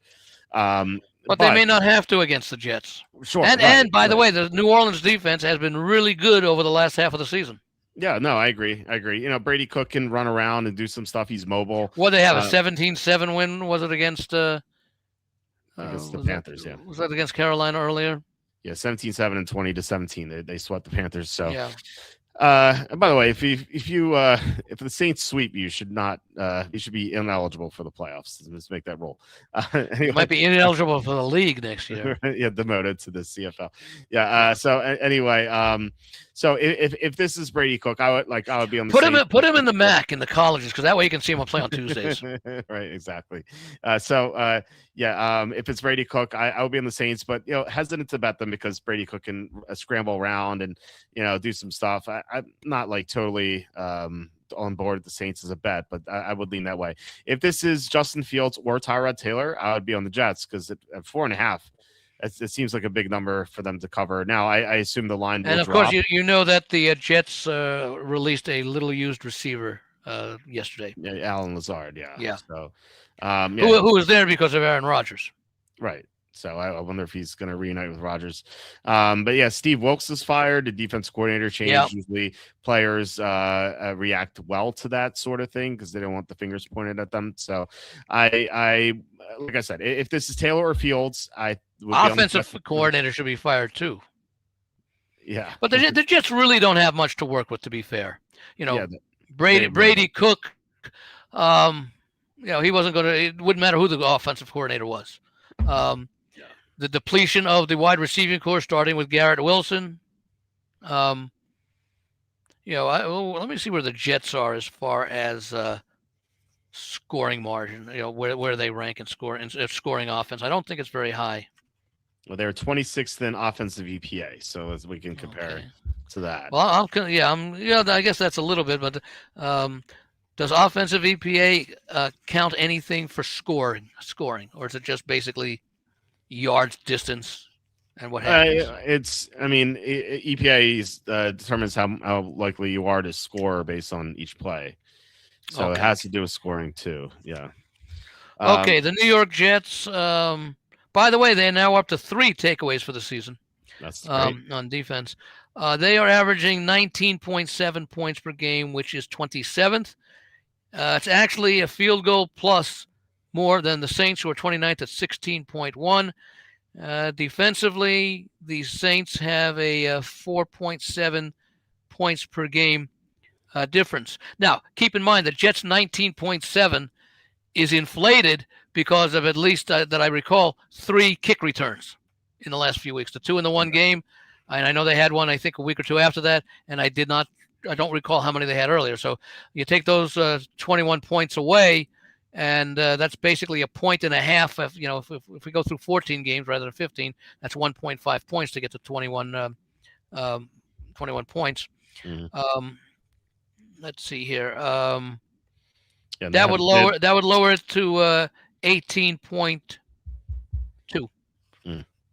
They had one last week that was called back too, so almost. Oh, okay. Well, but that's not reflected in the scoring numbers. Yeah, I understand. Which is what I'm looking for. So. Yeah. It's funny they still wouldn't have covered the spread even if that had stuff. Yeah. So they could have scored, I think, 2. Yeah. Touchdowns and. Yeah, right. It could have been like. I lost by 28. Yeah. Yeah, it could have been the Browns games again. All right, so anyway, like I said, Taylor or Fields, I'm on the Jets. If it's Cook, I'm on the Saints. How do you feel about this game? Well, would you be playing it in the contest once you find out? Assuming you find out before.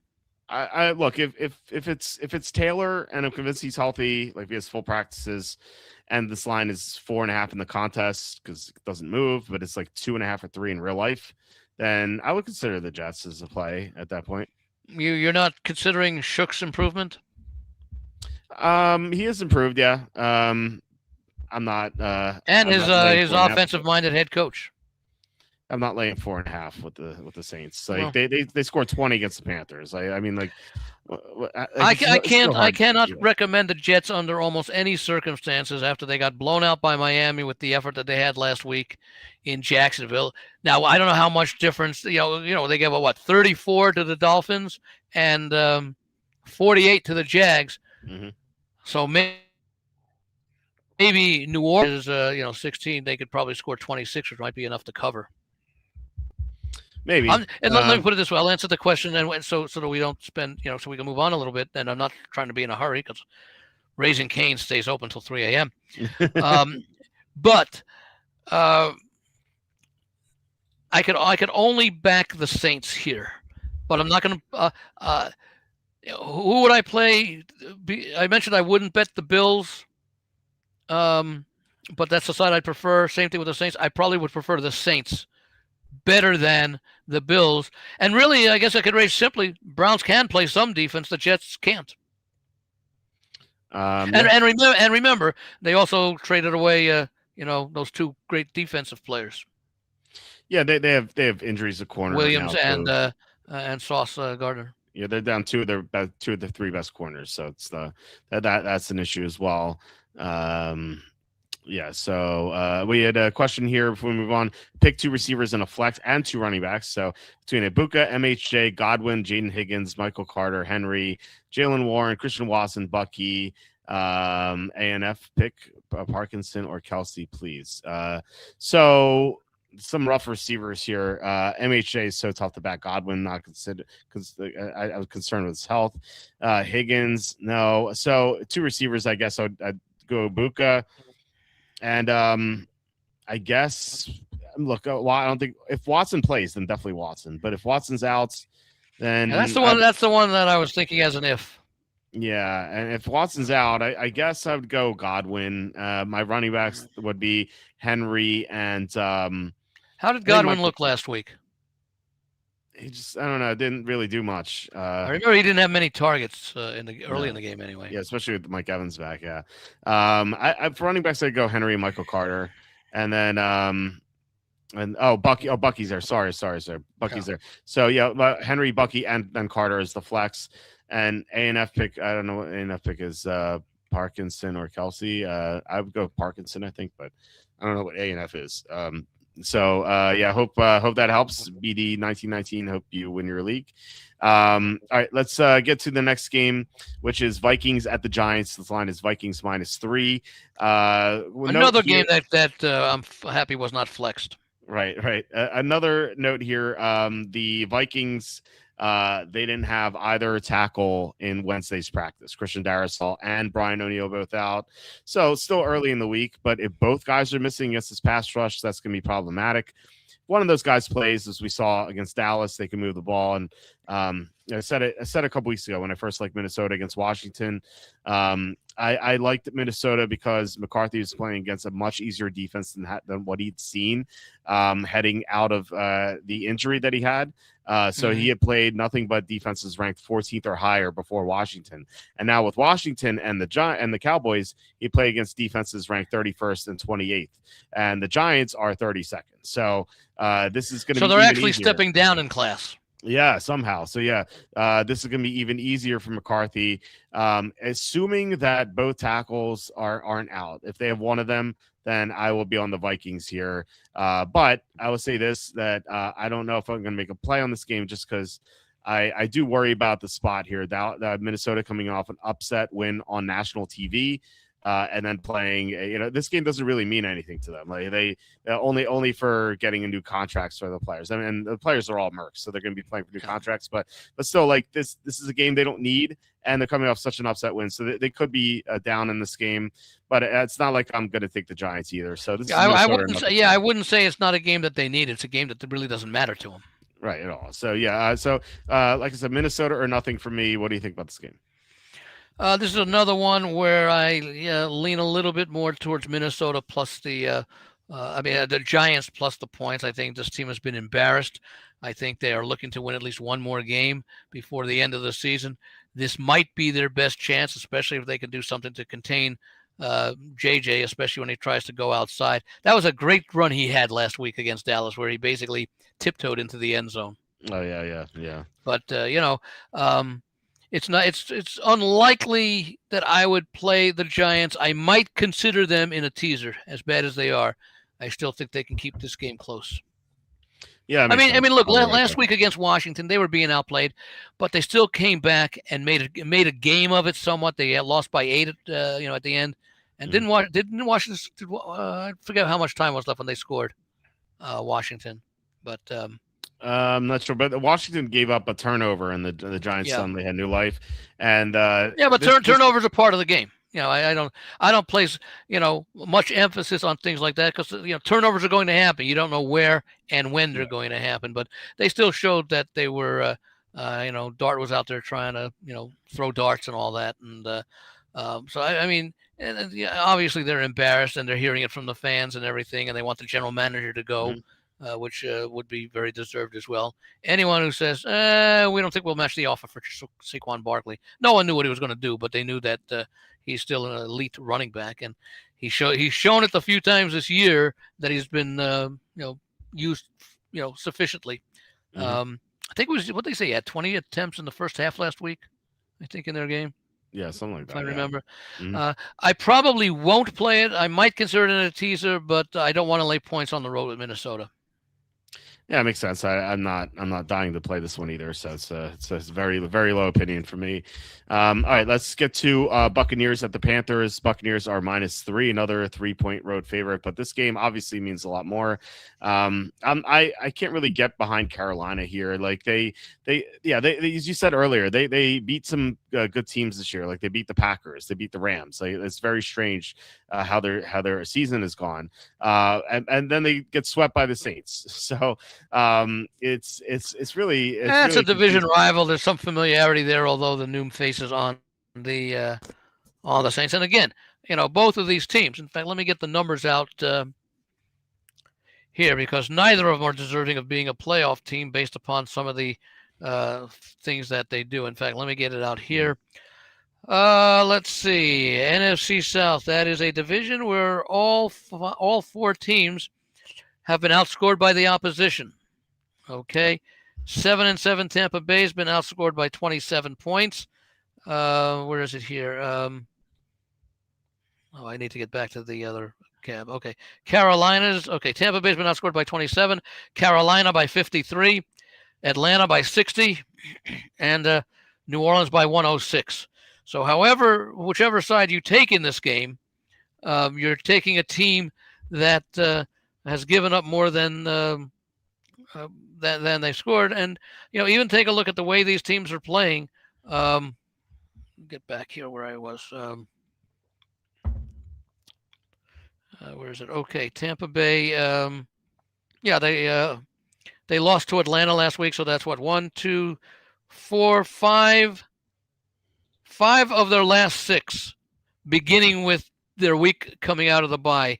They beat the Saints 23-3, had their bye the first week of November, lost by 5 to New England, lost by 12 at Buffalo, lost by 27 at the Rams, won by 3 at home to the Cardinals, lost by 4 to the Saints, and lost by 1 to the Falcons. So, and they basically controlled this division for the first 2/3 of the season.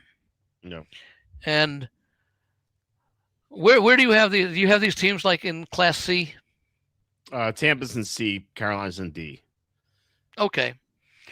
Well, I go to the old saying, when shit plays shit, take shit plus the points. Don't know that I will play it, but I might be considering Carolina, again, almost like the Giants in a teaser, but I don't think I'll be playing it. I know I won't be playing it in the contest. I don't know if I'll be will be betting it, but teams that continue to find ways to lose. I mean, you wonder what's going through the minds of the Tampa Bay Bucks, who are saying, "Gosh, we've blown it," or "We're blowing it." Yeah, well, I mean, if they win this game, suddenly they're in control again, and they're basically that's if. Started, and if they had won the previous 2 or 3 games that they could or easily have won, they wouldn't be in a position where they needed to win this game. Yeah. And true. In fact, it is a more important game for Carolina because the rematch will be in Tampa. Right. So In other words, the winner of this game will have an opportunity to virtually clinch the division because they'll be the team that has an opportunity to complete a sweep. Right. So and normally in those, and I'm getting, it's hard to believe. I could even understand if they made this game a pick'em, because you're getting a team in playoff contention as a home underdog against a team that is in the same position in contention. And despite how they got there, you're still trying to basically say two teams in a must-win situation. One team has an advantage playing at home. The other team will have that same advantage in 2 weeks. And you're giving me points, especially if it's a field goal or more. So I take you like Carolina. I'm not crazy about them. I don't know that I would play them in the contest, but they are under consideration. Okay. I wonder about. I probably and I don't know when I'll be playing the game, but I'll probably go out tomorrow when I do a lot of my early Sunday take positions. If Carolina, let me see where they are now. If they're still at +3, they're likely going to be a bet. Oh, really? Okay. Not a large side, but because I mean they. I know about Tampa Bay and obviously the Bryce Young versus Baker Mayfield, although Mayfield has not been the same Baker Mayfield he was for the first half dozen games. And in fact, I'm showing Carolina +3 with a little bit of a minus vig. So I wonder about Mayfield's status. I mean, he's been really banged up, and that's kind of why they lost these games. It's just not been 100%. But they had a mini bye, so maybe these 9 days off will give him enough time to get substantially healthier. We don't know that for sure; it's unknown. But if that does happen, do you track how often teams with mini buys and get significant players back do with the mini buy, or even in general, how significant is the mini buy overall? In terms of injuries, I mean, it's injured players aren't in the database. No, I mean even without injured players, I mean that's always going to be a factor, and there'll always be injuries, maybe different players. But in general, has the bye proven to be, something that teams off a bye are 54% against the spread? I mean, we could look that up right now. Are you able to include bye weeks? Coming off bye weeks. Yeah. I'm sorry. Coming off Thursday night games. With no bye and week. Playing 10 days later, with no bye week. Yeah, I can look that up. So, are there any other parameters outside of being previously on Thursday? No, right? No, no, that's basically the mini bye. Okay. They are 368 and 336 against the spread. Which is basically break even after the vig. 52.3%. Better than the other way though.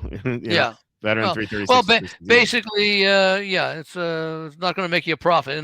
In other words, you can bet a money line, but again, you may not because it could be a big favorite coming off bye.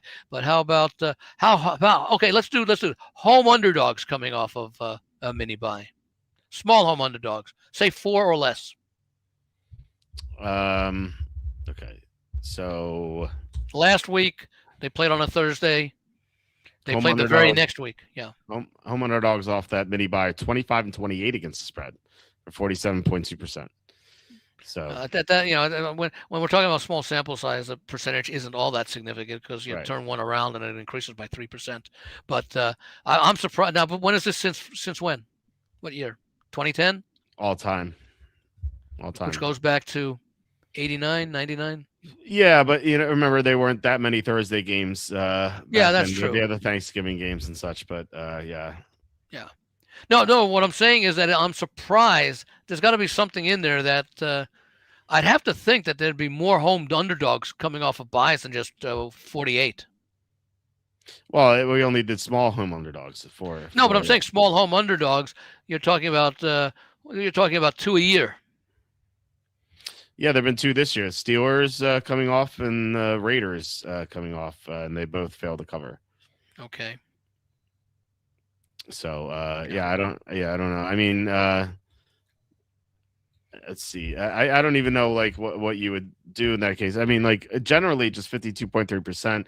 It's nice. I wouldn't bet off of that or anything, but no, I would not bet. I would not bet off anything with 25 and 23. Is that what it was, or 25 like and 28. 25 and 28. Oh, that's the one with the small home underdogs. Yeah. But this is the road favorite, right, for Tampa. Yeah. So like, why? No, why but I'm looking for reasons to play Carolina. Oh, but Carolina's as a home not underdog. What's that? Carolina's not off. Right. Well, I'm sorry. We were looking to play against Tampa Bay. Right. They're the one. So wouldn't it be opposing team coming off a Thursday and the home underdog? That's what you'd be looking for, right? Well, that's what I said. I thought that's what I'm saying. In other words, what does the team whose last game was a Thursday? In other words, the opponent. Okay. Yeah. What will you do it the other way? Yeah, I was wondering why you would looking at home dogs. Okay, so I meant that the team that they were facing. So yeah, I was doing it as if I were talking about the same team. But yeah, the opponent played on a Thursday, and now without a bye, they're playing on a Sunday and laying 4 or less to the home underdog. So teams in that situation, 38 and 44 against the spread, 46.3%. Okay. A little bit more as far as number of games, but that would be a play against Tampa Bay. No, it'd be play against Carolina. I thought you said it was 36 and 44. 38 and 44. Yeah, that'd be a play against that would be a play against the team off the bye. You were talking about the road team, Tampa Bay, laying 4 or less. No. It would be a play against the Panthers. Like home dogs, small home dogs are 38 and 44 against the spread in this situation. No, I should have put this on the screen.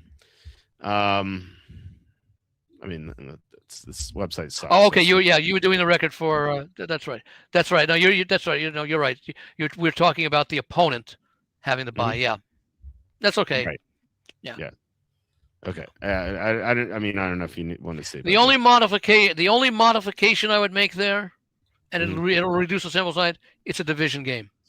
Okay, we can put that in as well. So let me copy paste because we know division games are more important. Sure. All right. So same percentage, 12 and 15 now with reduced sample size. Yeah, much fewer. Yeah. So. Yeah. So. Yeah. I mean. Not much to. No, I still prefer, and like I say, I'll do something with Carolina here. I mean, at some point, Carolina has overachieved thus far this season in terms of their record. Okay. Yeah. And Tampa Bay has underachieved to a similar degree. Yes. I would agree. Especially when you consider how the season started for both teams. Right.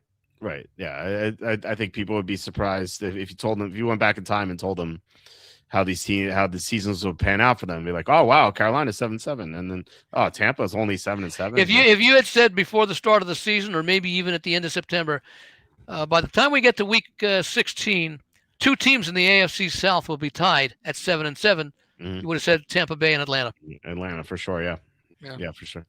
Okay, let's. So you like Carolina a little bit. I'd say it's more than a lean, but less than a solid opinion.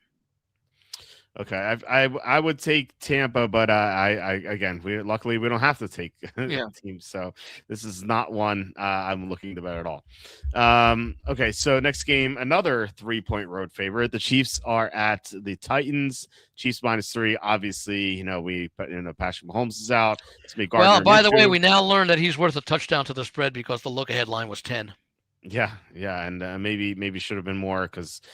It seems a little weird that the Chiefs are favored here, given that they were not even playing well with Mahomes, and now they have Gardner Minshew in there.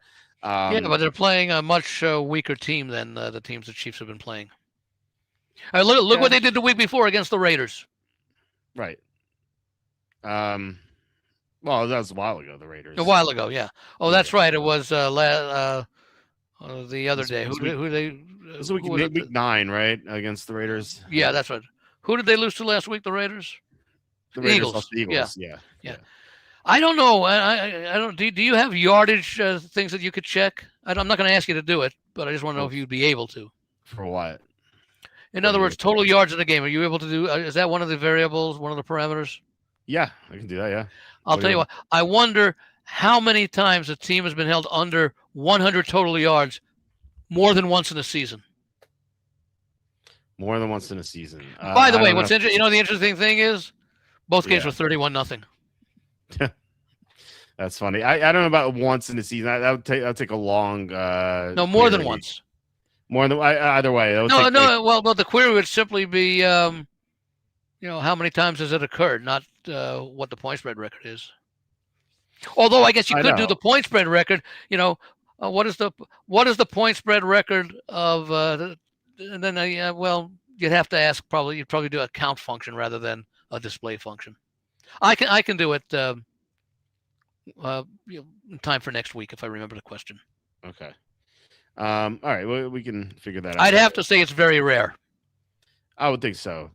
I would say maybe once every 10 years, if that. It's probably correct. Remember, 10 years they play about 2,500 games. Yeah, I mean it was absolutely pathetic that Raiders display last week. We'll get to them in a bit. Yeah.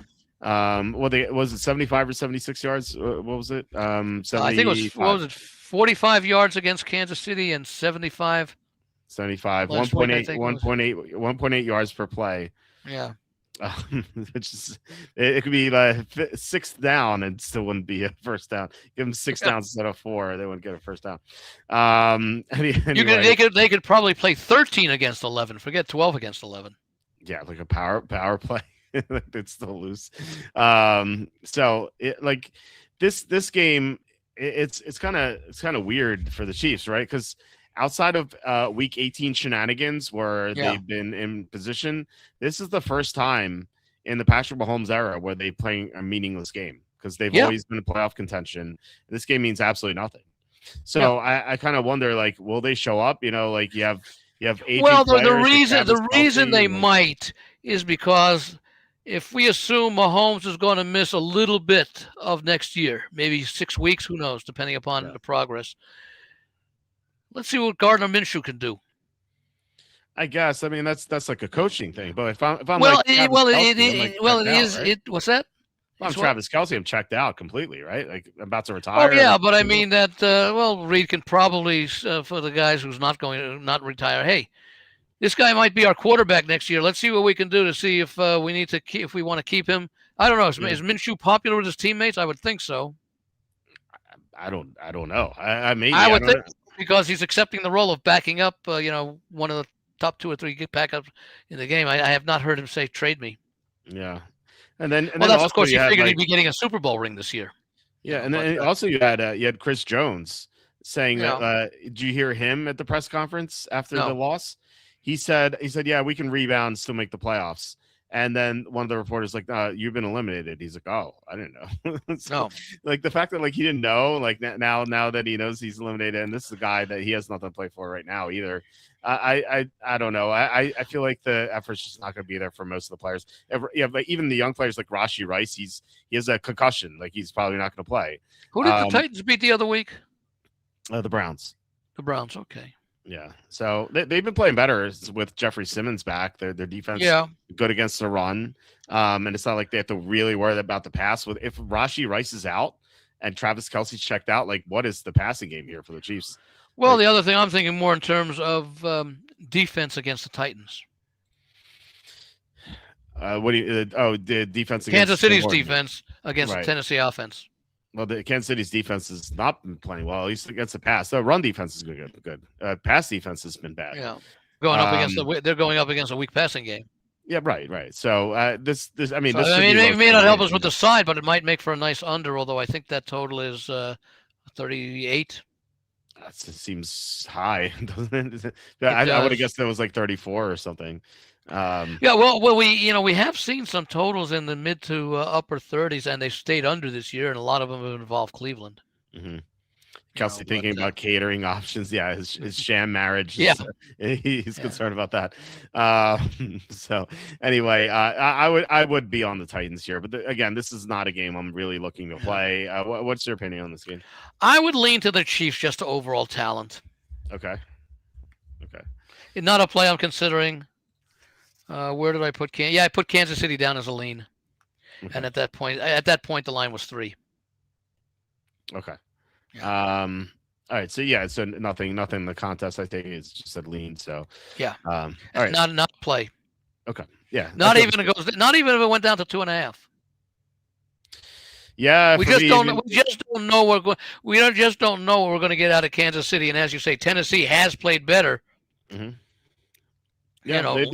They almost covered last week. The Niners need a front door. It depends how good of a motivator Andy Reid could be, because he'd say, fellas, these 3 games aren't going to matter as far as this season goes. Mm-hmm. But we may have to be using Gardner Minshew as a starting quarterback for the first half of next season. Let's see if he's the guy or if we need to go elsewhere. Play hard for the kid. Yeah, maybe Schefter reported that it would be surprised if Mahomes wasn't ready for Week 1. So that I thought that was a little surprising. Well, he also had what was it? The one of the other CLs that they did some surgery on. LCL, I think, or PCL. I thought it was LCL. LCL, yeah, that makes sense. So, yeah, we don't know. I mean, I think Mahomes will be ready for Week 1 if I had to get. If they say it's 9 months, but that can vary. Now, 9 months would be September. Mm-hmm. But then you have to wonder, is he game ready and all that? He won't have participated for the most part in preseason, even workouts at that time, or at least minimal workouts. Everybody heals at a different. Now he's going to work as hard as anybody to get through that injury as sooner rather than later, but it's still up to the body. You could work hard and the body may or may not respond. Right. And there may be setbacks. Yeah, exactly. Yeah. So if I'm Kansas City, my goal this year in the off season is to have make sure you have a competent quarterback who can play a month to 6 weeks into the season if needed. And I would say to be on the conservative or safe side, I'd be looking for 4 to 6 weeks. It may turn out to be 0, but I would say it'll probably be somewhere between 0 and 6 weeks. Yeah, they need someone who can catch a pass downfield too, because but they need someone to get it to him also. The downfield threat is Tyquan Thornton. Like no wonder their downfield passing is just so bad. It's all underneath stuff with them, and they just dink and duck. Yeah. You try to take advantage of the talent that you have. Yeah, that was with the Mahomes, and now you have offensive linemen injured. Yeah, Jalen Moore, who was that was a big loss. Yeah, that's been a problem the last few weeks. So yeah, I mean, at least they still had Jalen Moore last. Where do you have Kansas City rated now? B? No, they are a Group D. Kansas City? Yeah. What were they before last week with Mahomes? B. They were B. Okay, and you dropped them all the way to a D. Yeah, I mean they'd won 1 game since Week 9, like, and so which begs the question: why did you keep them in D so long? In B so long? Just because of Mahomes. That was it. That's the only reason. They haven't won they've won 1 game with Mahomes since. I know, but a lot of them are close. But we're still talking about winning and covering, especially with a team that's favored most of the time. Right. Yeah. I mean, they were not getting blown out or anything. They're playing close. They had a chance to win many of their games. But it's still based on execution. We're betting on execution. I know. Yeah. But it doesn't matter now, of course. I mean, I'm just kind of like using the argument, about they've been in this situation before that the committee used in putting Miami and Notre Dame next to each other so they could get Miami into the field rather than Notre Dame, because they took BYU out and punished BYU for losing badly in a championship game, but rewarded Alabama in effect for the same reason. Punished them for playing a game where other teams didn't have to play. Yeah, such a joke. Yeah. Anyway, they did not punish Alabama, but they did punish BYU. In other words, Alabama's win against Georgia has been around there since the beginning of the year. Since whenever it was in October, and they kept Alabama in the same place, but they had BYU in between Miami and Notre Dame, and then they took BYU out and lowered them because they lost. Alabama didn't do anything. But the effect was to reward them by allowing them to now use the head-to-head matchup between Miami and Notre Dame to eliminate Notre Dame. Well, my point is that that's the same thing with Kansas City. My point is that some Some teams didn't even play, like Oklahoma didn't play, right? What if Oklahoma played in the championship game and got blown out? Like would they be punished like BYU? Like maybe. And so like they weren't punished at all. I think Oklahoma only had one loss this year. Yeah, I'm just saying that if they, I believe that. Well, let me check on that. I don't have it in front of me. 4 touchdowns in the championship game, I think that they would have knocked them out, but they didn't play. What did Alabama? I feel like they had to play. If I had it here. I don't have it in front of me. What Oklahoma was. I mean, they got smoked by Texas. It was massacre. So anyway, I mean that's a whole different topic. So I think they did have another loss in there, but I'm trying to recall who it was. Another loss. So I think they did. Let's see here. Thanks to the power of the internet, we can look. Let's see. I'm only seeing one loss. Maybe it was. I thought they were. Yeah, I guess let me go back here. Yeah, they lost by 17 to Texas. Yeah. But yeah, they beat everyone else. They beat Illinois State, Michigan, at Temple. Yeah, I got Auburn. I got it up now. I thought they were. Initially, I thought they were 10-1. No, they lost to Texas and they lost to Ole Miss. It's Ole Miss. Okay, I'm seeing that now. Yeah. Okay. So anyway, so my point is that if they played and got blown out, they would be out like BYU probably. Yeah. But they didn't play. So like, why would you penalize BYU for playing when you don't have all these teams playing? It seems ridiculous. So anyway. No, but that's what they did. Right. They said, and one of the things is, well, the only way they could penalize Alabama was to keep them where they were and move Miami and Notre Dame next to each other to invoke the head-to-head competition. So, right. But I'm just saying that's why saying that. Shouldn't Kansas City have been moved down to a B? Because you don't move from a high B. You probably started Kansas City up in the A category. Would that be correct?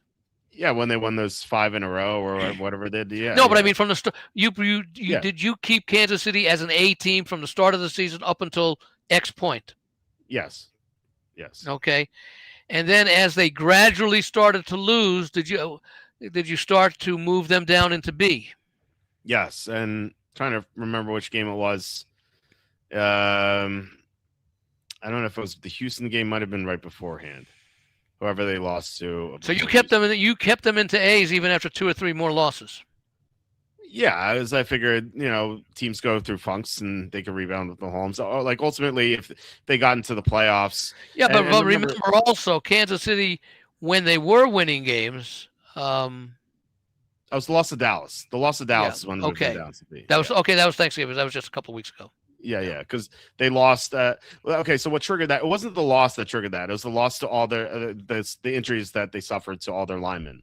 Is what made me go to B, because suddenly I'm like, okay, they don't have their linemen, they can't block. This is gonna be like the Super Bowl all over again for Mahomes. So he's running for his life, and it was pretty brutal, especially last week when they still had so Trey Smith was out, and that was a weakness, and they had a weakness to right tackle, but at least they had Jalen Moore playing left tackle, and Jalen Moore is doing a good job as a backup for Josh Simmons. But when Jalen Moore got hurt, suddenly they were down to their 3rd and 4th tackles.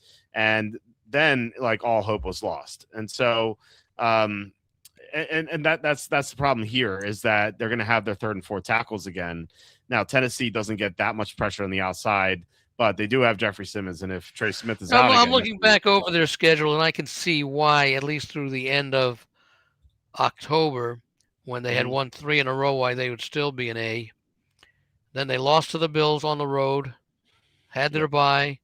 Then another close loss to at Denver, a close win, and then a loss to Dallas. See, I could have moved them down from an A to a B, because they were beating nobodies in the back-to-back, a 31-0 win.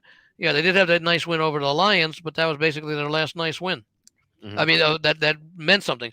They blew out the Raiders 31-0. They blew out the Commanders 28-7. That did not justify any movement in either direction for the Chiefs. Certainly not down. No. And I would say I wouldn't move him up. Well, you had him in A, but I would not have moved him higher in the A list based upon the wins over the Raiders. Although I guess you could make a case, even if it was against the Raiders, holding a team to 100 total yards is maybe worth a little something. And then they lost at the Bills. I wouldn't necessarily have moved them that down because they're playing a Super Bowl caliber team on the road, and they always lose up there. They had their bye week. And I guess you can make a case that maybe they should not have been moved like you didn't until the Cowboys game. And then again, you said that was mostly injuries because then they lost by 3 at Denver. Denver's no shame in losing at Denver by 3. And then they beat the Colts by 3. They didn't cover, but they beat the Colts by 3 when the Colts were still. Well, let me see when the Colts started. Because remember, that was the first game the Colts lost, and that might have been the game where Daniel Jones fractured his fibula because the Colts were ahead in that game, and then the Chiefs caught up, and the Colts couldn't score it all in the fourth quarter or overtime. So it's certainly possible that Jones got. Well, that was their third loss of the season for the Colts. Colts, yeah. Because they lost to the Rams, and earlier in the year they lost to Steelers. No, I'm sorry, the Steelers. It was a little bit later. Mm-hmm. Yeah. It was. I think it was the game against the Colts that Jones, because then they had, I think, their bye week. Was it their bye week? And then they had their. No, they had their bye. No, they had. They came out of the bye, I believe. They beat the Falcons. They had the bye. No, I'm looking. I'm looking at the other team. I'm looking at the Colts. That's right. They came out. They lost to Atlanta, and then they had. So Jones got hurt in the. Was it against the Texans? No, it was against the Jags. No, well, okay, so he got hurt twice. He got hurt the first time when he fractured his fibula against, I believe, the Chiefs. Well, we don't know for sure when he did. Correct. Well, we do know is that he came in. We know he played with it. Right. Well, he came into the Houston game with a fractured fibula. So yes, that we know. It either happened in practice or in the previous game, which was the Chiefs game. And I wouldn't think it would happen in practice because that would take contact. Right. In most cases. I mean, I suppose you could do it. Yeah. And at some point, it just goes just like a hamstring goes and just like an MCL goes. Yeah. And that's what I'm saying. That that's what happened with Parsons, right? Yeah. It was a non-contact injury, which means that it was just ready to go at that time. Yeah. And remember, as I said, like the Colts, they had a big lead and then suddenly they couldn't score. And I wonder if they couldn't score because Jones fractured his fibula. Yeah, could be. So right. Yeah. So I will. I will rethink half-hour debate of this week as opposed to Green Bay Denver, and it should be that. Yeah, all along Kansas City deserved to be an A team. That's funny. However, I would say that if Kansas City was near the top of an A team at the start of the season, they are now near the bottom of an A team. Before the Mahomes injury, I'm saying, yeah. Yeah, I would say before the offensive line injuries, the mass offensive line injuries, because it was 3 guys who got hurt. So it's Simmons, Taylor, and Trey Smith, and then they lost their 4th guy in Jalen Moore. So it's their blocking is just in shambles right now. Although Trey Smith might return this week, we'll see. And they'll need him against Jeffrey Simmons. It was a monster last week. He was unbelievable. All right, so this is a game that we really don't like either way, right? It's you're lean Titans, I'm lean Chiefs, or sorry, opposite. You're lean Chiefs, I'm lean Titans. So we can just a lean. I'm not going to play it either way. Yeah, I'm not either. So we can what did I say? So you got Andy, you okay? Your camera went off. Yeah, I'm having an issue with my mouse. Oh. So I can't get my mouse over, and this is not a touch screen. So we may have to do without I'm going to try a couple of things here. Okay. Well, I can discuss Andy's signed off. So hopefully maybe he's just restarting his browser. We'll see what happens. But interesting like motivational game for the Chiefs, right? Like we invited Andy Mouse. Yeah, exactly. Is Andy coming back? Andy, you there? Mouse is the computer system or something in there. There's some sort of thing there. Next, he just got it on there. Okay. I pressed the wrong button when you lost the audio. I was Oh, okay. switching computers to see if the mouse was working on the other computer, which it was. And so when I switched back, I have a switch between two computers that I use on the same screen. Oh, okay. That's pretty nifty. Okay, well, we can get into the next game, which is Chargers at Cowboys. Um, so for this game, I always worry about the Chargers offensive line. You know, they didn't really need to worry about it in the two previous games they won against the Eagles and the Chiefs, the two Super Bowl teams. And now they play Dallas They team. basically come through the. I mean, the Chargers have had their two bad games this year, but they've had those offensive line issues since what, week 2 or 3. Well, no, it was week 4 when Joe Alt got hurt, but then he came back in that Minnesota game. But remember, on Alt Thursday night. is the second string. Well, no. Alt was he was the starting right tackling with the left. No, tackle. but what I'm saying, he was still a second string for that position. Yeah, I guess so, but right, but like not having Alt is devastating because you know, not only is he a great player but they were also missing Slater. So yeah, no, that's what I'm saying. So they have been handicapped since the start of the season because they did not go into the season with the player playing left guard that they expected. Yeah, I'm yeah, right. But missing cluster injuries. I guess what I'm saying is the Chargers have had all sorts of injuries, especially to the offensive line, and now even Herbert, and they've managed to overcome them. What are they? 10-4. 10-4, yeah. They did get Joe Alt back for a few games. Yeah. They did get Joe Alt back for a few games, starting that Minnesota game on Thursday night, but then he got hurt again in the Tennessee game, and so the point is, as we thought, Jim Harbaugh is able to make adjustments, and he, Yep. if most teams lost what the Chargers have lost, they'd be lucky to be 7-7. Mm-hmm. Oh yeah, absolutely. I mean, Harbaugh, he's not going to get Coach of the Year, but you know, you could certainly make the argument that given all the injuries they've had, the only way like he might get Coach of the Year, and it's unlikely, but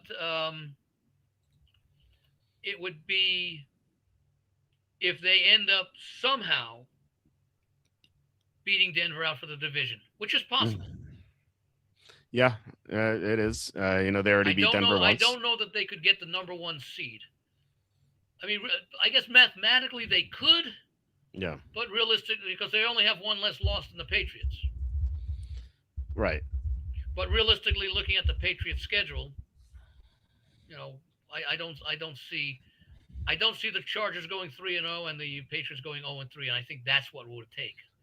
One of the wins that the Chargers would in that case have would be Denver, which would complete a series sweep. Right. So yeah, like you said, they beat Denver in week 3. So maybe they'll do it again. We'll see. If they do, it'll be with Herbert having the broken hand and the 2 linemen missing, and then Mekhi Becton is absolutely atrocious. He's not even playing every drive. Like he's so fat and out of shape that they're rotating drives with him. It's really embarrassing. So somehow the Chargers keep winning, and you have to wonder if it'll happen again here. You have to worry about Dallas's motivation too, because Dallas might be eliminated or they're going to be eliminated from the playoffs if the Eagles win. Now, if the Eagles lose, then they could be right. Then if the Eagles lose, then they could be maybe energized here, thinking, "Hey, we have a chance." But you know, I think in all likelihood they will be eliminated. The only way Cowboys can get in is by winning the division. They cannot make it as a wild card. Right. They have to go 3-0. Eagles have to go 1-3. So it's possible. You're right. Eagles clinched the division with a win over the Washingtons. Mm-hmm. Right. So yeah, Dallas could be eliminated, and you wonder about their motivation. Now, it's not automatic that they would give up. I remember that Detroit game against Green Bay on Sunday Night Football in Week 18 when they were eliminated, and then they played their hearts out and they beat the Packers and eliminated them. But that's one isolated instance. We can make an isolated instance for any time a team did something if it's in the past. Right. But here's my point, and though. They, no longer have their best defensive player. Right. My point is that the Lions did that with Dan Campbell, who's like a master motivator. Yeah, against Green Bay when they had been eliminated earlier in the day. Yeah. But Brian Schottenheimer doesn't strike me as the master motivator like Dan Campbell. At least not yet. Right. At least not yet. I don't know. Yeah, I don't see Dallas fighting hard like the Lions, you know. So, or maybe they will. I won't discount it, but I don't think if if I had to guess, I would say that no. would not, I think, be a good reason to that might be a factor, but it's you need more than that. Chargers Right, have a much better defense, and a defense that can overcome shortcomings of the offense. And I'll tell you what, the teammates on both sides of the ball have a huge amount of respect and admiration for Herbert and what he's doing playing through these injuries. Yeah, he's certainly true. He's a tough SOB. Yeah. Well, they may be using stronger words than that. Right. I do think that and that counts for a lot. I do think his injury is like elevating the play of the defense. The defense has steadily risen up the rankings. They're number 2 in defense now over the past 2 months. So they are they're EPA, yeah. EPA. EPA, yeah. So they're playing great defensively, and I just what do you think about this game? I trust Dallas. I'm surprised the Chargers aren't favored in this game. Yeah, I agree with that. 1.5 or 2. Yeah. So I don't know what the lines makers are thinking. Maybe Dallas is still a public team. I don't know, or maybe they're saying at some point the injury is going to get to the Chargers. I'm looking at the Chargers that are played this week. Okay, I would agree with you. Let me see. Did I write this one up? I think. Hold on. Let me just check to see if I wrote this one up. Meaning it's one of my top 4. Luke says he likes Dallas at home, regardless of not being live. I think they play hard anyway. I don't know. I don't know if they play hard. Jerry Jones' team doesn't strike me as a team that plays hard. You know. I did write the Chargers. Okay. Yeah. It's one of your top plays then. Okay. Yeah. It's again it's kind of like the reverse of the Carolina Tampa Bay game, because we're talking about a road underdog as opposed to a home underdog, where you've got and maybe it's a little bit different because Dallas is realistically they're not in contention for the playoffs. Mm-hmm. But you give me a team that is in a favorable situation against a team that is, in this case, not as good as the team that should be favored, as opposed to, in other words, if Carolina were a 3-point favorite over Tampa, I'd run to Tampa. Right. Now it's different here because if the Chargers were favored, I would not automatically go to Dallas, but I wouldn't play the Chargers, possibly at 2.5. I don't know if I would play the Chargers if they were favored at any number. Maybe pick them, because then you're basically you just need to win the game. So no, I do like the Chargers here. Did you say you're with the Chargers also? Yeah, not as strongly, but I do like them too. Yeah, I'm almost positive that'll be a contest play. Okay, I could see it. All right, let's get to the final 1:00 game on the slate. It's Bengals at the Dolphins. This line was 2.5, but then there was an announcement that Quinn Ewers is going to start instead of Tua Tagovailoa, and we learned that Mahomes is a touchdown difference. We know now that Tua to Ewers is 1.5 points. So feels bad for Tua that he's only worth 1.5 points more than Quinn Ewers. Why? What's that game now? Pick 'em? No, it was Bengals minus 2.5. Now it's Bengals minus 4. Oh, that's right. Bengals were favored. Yeah. Yeah. So is I don't know that. I don't know. I mean, he put up good stats last week, but he didn't play all that well, and that's and again, I also keep in mind, and I don't know if people have mentioned this, but it's the first thought I had because I usually think about these things. Mm-hmm. Miami was officially eliminated from the playoffs last week. The loss of Pittsburgh. So they have nothing to play for. Mm-hmm. Okay. However, let's get a look at the young quarterback. We don't know what the future is going to be with Tua. Let's see if what the Quinn Ewers could do. We drafted him. We may as well give him an opportunity to play. We know a little bit about Zach Wilson. Maybe we'll start him a little bit. There's no reason to just risk injury with Tua because we have this huge investment. We may or may not trade him. We don't know. But let's find out what we have in this young rookie kid who came out of Texas with maybe a reputation that was a little bit better than what he played. I think the decision, not necessarily the line move, the decision was made because they've been eliminated from the playoffs. Let's see what we have. It's almost like I made the same thing in the other game we were talking about earlier. I think this is Mike McDaniel kind of having someone be a scapegoat and like keeping his job safe, Well, keep in mind, when they what they win all those games after they fired the GM. Yeah. They won 4 in a row. They got to what were they 6 and 7 heading into the Monday night game. Mm-hmm. Yeah. They could have been 500. Mm-hmm. So whatever, I think the players like McDaniels, and I think they started to show it. Maybe they didn't like the GM before. I don't know. It feels kind of weird to like this guy, but maybe they do. Well, I don't know. You don't play for him. I don't play for him. Yeah, I know. I'm just saying. Seems weird. But they're playing for him. I certainly don't think you win 4 in a row despite him. Well, they didn't play. Maybe 1 or 2, and I don't mean despite him because they don't like him, but because he's a bad coach. I don't think they played hard for him Monday night. It looked like they just didn't want to tackle anyone. Well, they ran into a very motivated Pittsburgh team, and it was cold weather. It's cold weather. Right? It looked like they didn't want to be there. So. Well, that's how you feel in cold weather. It's certainly true. Yeah, like when I was in Minnesota, it was 0 degrees. I was like, I'm not going. We could have gone to the Super Bowl. I'm like, I don't know if I want to go outside. Anyway, so I like the Bengals here. First of all, they had what are they playing for? I don't. They're eliminated. Yeah, right, but they're playing for jobs. They're playing for contracts. So are Miami. So is Miami. Right, I didn't mention anything about motivation. Especially yours. Yeah, no, I'm not playing anything about motivation. It's not a motivational spot for me at all. No, but you're saying the Bengals. You said I asked you why they're playing. You said for their jobs. That's motivation. Yeah, no, but I'm not basing my pick on motivation. For every player. I'm not basing my pick on motivation though. Well, that's what I was asking. Basically, what are you basing it on? The Bengals. The Bengals is that they're the better team. As bad as their defense is, they're going up against a first-time starter. Well, their defense hasn't been that bad the past 4 weeks. They allowed 17 points to the Ravens. Then they allowed 14 points. And then to Buffalo. Off interceptions, 25 to Buffalo. And New England, they held New England in check. Their defense has been like not terrible the past 4 weeks. I don't know if that's going to hold up or anything, but we did have Cincinnati coming off. What's the status of the tight end this week for the Bengals? For the Bengals? Yeah. Which tight end? Oh, I'm sorry, the receiver. T. Higgins.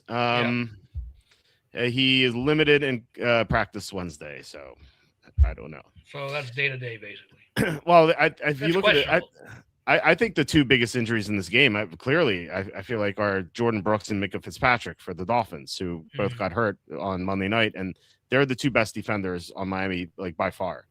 And Minka got carted off, so I don't think he's going to play. Jordan Brooks, we'll see.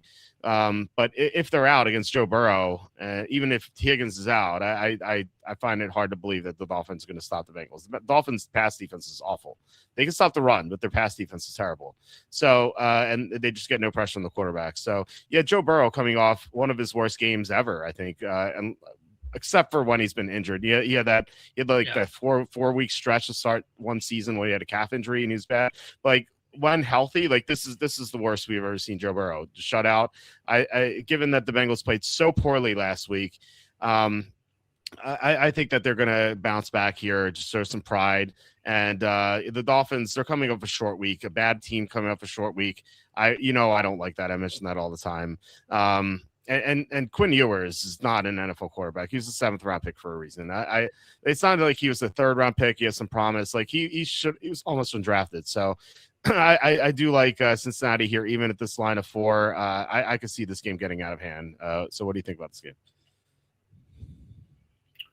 Hold me just a second here. While you find what you need to find, by the way, a shutout teams coming off shutout losses, 47-31 against the spread since 2010. Yeah.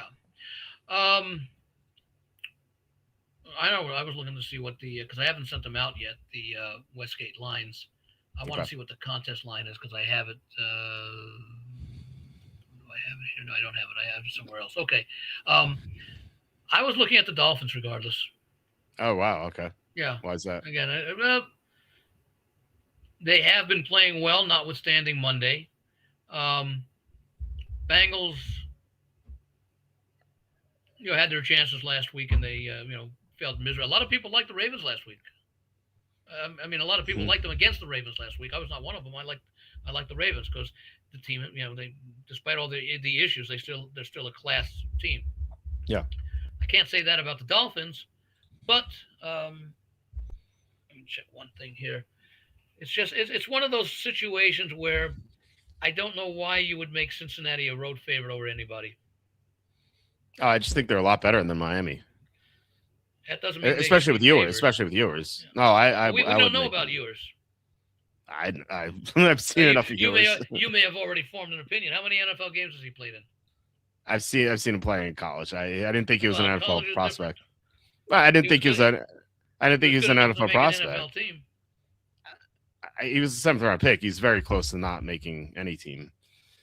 In fact, I'm kind of surprised that he made an NFL roster because he was the 3rd quarterback to start the year. Yeah. Zach Wilson was the QB2. And why didn't they turn to Zach Wilson? Because they want to see what they have in yours. They know. Well, that's it. So let's find out. So we're going to play hard for him. I don't think they're going to play hard for him. And again, this is just speculation, and maybe you know the answer. I don't. What do Tua's teammates think about him? About Tua or yours? Yeah, about Tua. I don't know. I don't know. He's somewhat of a controversial person. What I do know is that if I'm a player for the Dolphins, I know my chances of winning have been diminished by the team going to yours. Why would a player say that? That's not their mentality. It has to be. It has to be because if you have your 3rd string quarterback come in with 7th round pick. The thing is also they're eliminated, so winning doesn't mean anything at this point. Yeah, but you still want to win games. I don't know. You're playing for contracts. Yeah, you're playing for contracts. You want to win. Yeah. Well, so then Miami wants to win. Yeah, but like Cincinnati does. I'm not saying they don't want to win. I'm just saying that by going to yours, our chances of winning have been diminished severely. Well, yeah, but their chances of achieving contract incentives are not necessarily because they can accumulate, and who knows what yours will do. Yeah, I just think that off a short week there might be some despair there. I don't really. There might. See, key said might be. Right, and I'm not motivation is not one of my key factors here. What's that? Right, but motivation is not one of my key factors here. It's a very, very small factor. It's part of the equation. The biggest thing for me is where does Miami and Cincinnati rank defensively? Let me see. Cincinnati higher. Yeah, they moved up from 32 to 30. Okay. Miami's 4th apparently. I don't know. Understand that. Well, Miami played as in 1, 2, 3, 4. Yes, Miami's played. Miami's played nothing but terrible teams, though. They've not played an offensive conference. That does not explain a gap of 26 places from 4 to 30. It might explain a 10 number gap, but not 26. I think when you play, I mean, Miami would have had to play every opponent has to have 3 or 4 wins or less. That's basically been Miami's record. The win. Yeah, Buffalo didn't try, but the other games that they won. Wait. What do you mean they didn't try? Of course, Buffalo they didn't try. Tried their maximum. Well, that was 0 effort game. Miami did.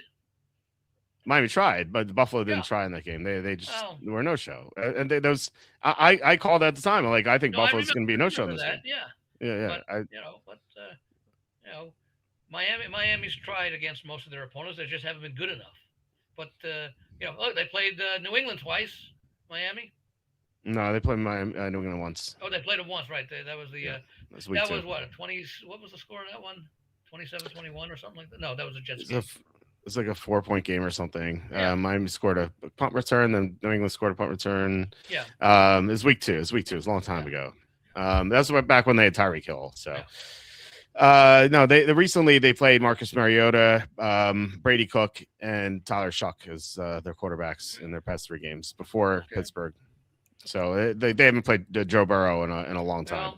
Well, okay, you can be on the Bengals. I'll be on the Dolphins. Okay. Burrow needs to care, though. Yes, Burrow. I don't know if the effort was there for Burrow. Burrow needs to care that he doesn't get injured. Burrow's effort didn't seem there against Baltimore. No. He looked like he was mailing it in. So that's my concern. Cincinnati, What'd you say? I might down.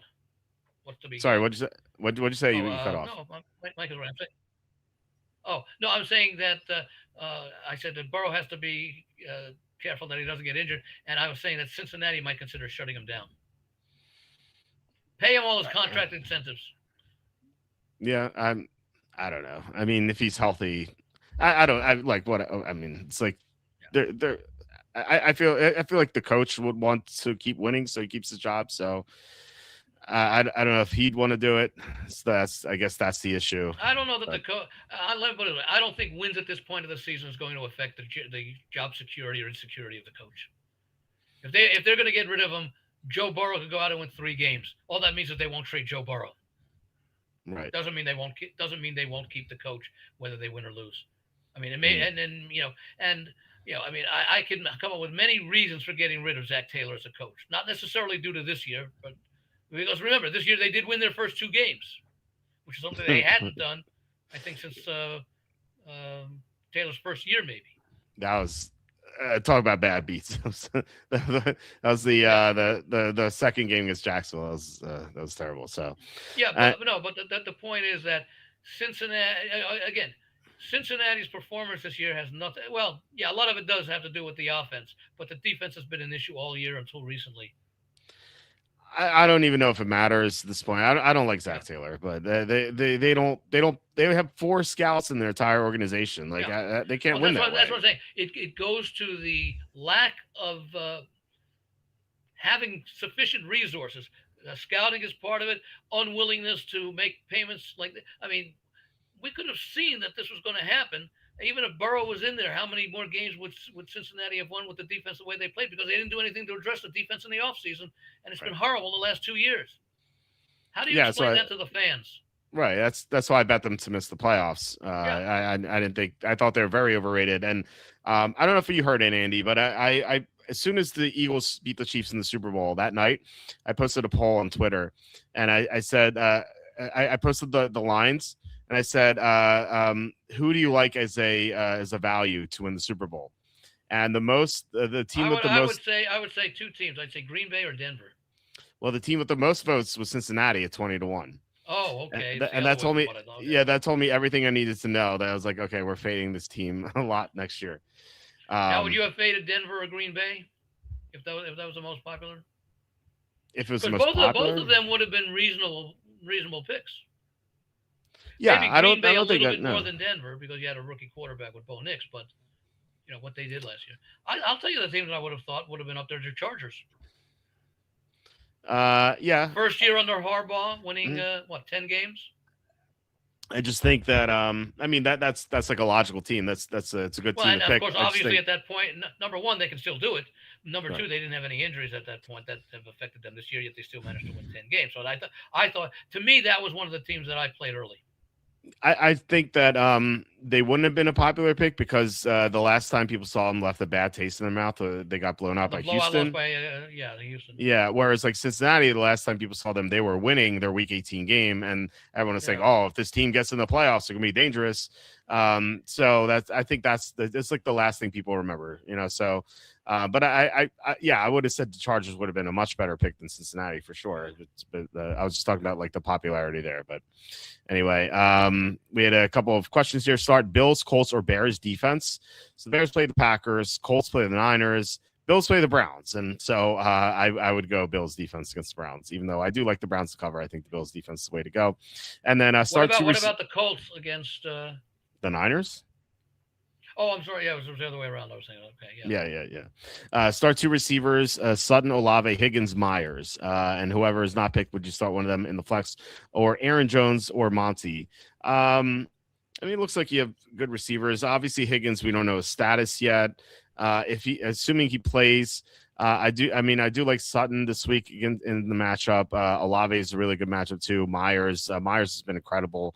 And you can't go wrong with Higgins. So any of those 4 receivers look better than Aaron Jones or Monty. So to me, man, it's a tough one. I think I would go Sutton, Olave, and Higgins just because Myers plays Denver. But obviously, if Higgins out, then Myers would be the flex over Jones or Monty, and Sutton Alave would play. So good luck, Smitty. Hope you win your fantasy matchup. Okay, let's get to the 4:00 games. We have Falcons at the Cardinals. This line is either 2.5 or 3, depending on where you look. To me, this as I had to check if Raheem Morris is still coaching the Falcons, and he is. And so, to me, this is an obvious fade spot for Atlanta motivationally because they had just won on national TV as an upset over Tampa, and we saw this before. They won on national TV as an upset over Minnesota. They were completely flat against Carolina. They lost 30-0. What did they do after Buffalo? They had did they have their no, they didn't have their bye after that. Let's see what they did. After Buffalo, they lost to the 49ers 20-10. Okay. Yeah, I would say so. So I can't take Atlanta here. So to me, this is Arizona or nothing. And whether it's Arizona or nothing depends on the injury report. The Arizona Cardinals have a lot of injuries, particularly on the offensive line. I would like to see Paris Johnson play. Paris Johnson, just a great left tackle for the Cardinals. He's been their best lineman. And so, I think that I would be on Arizona here, depending on the injuries.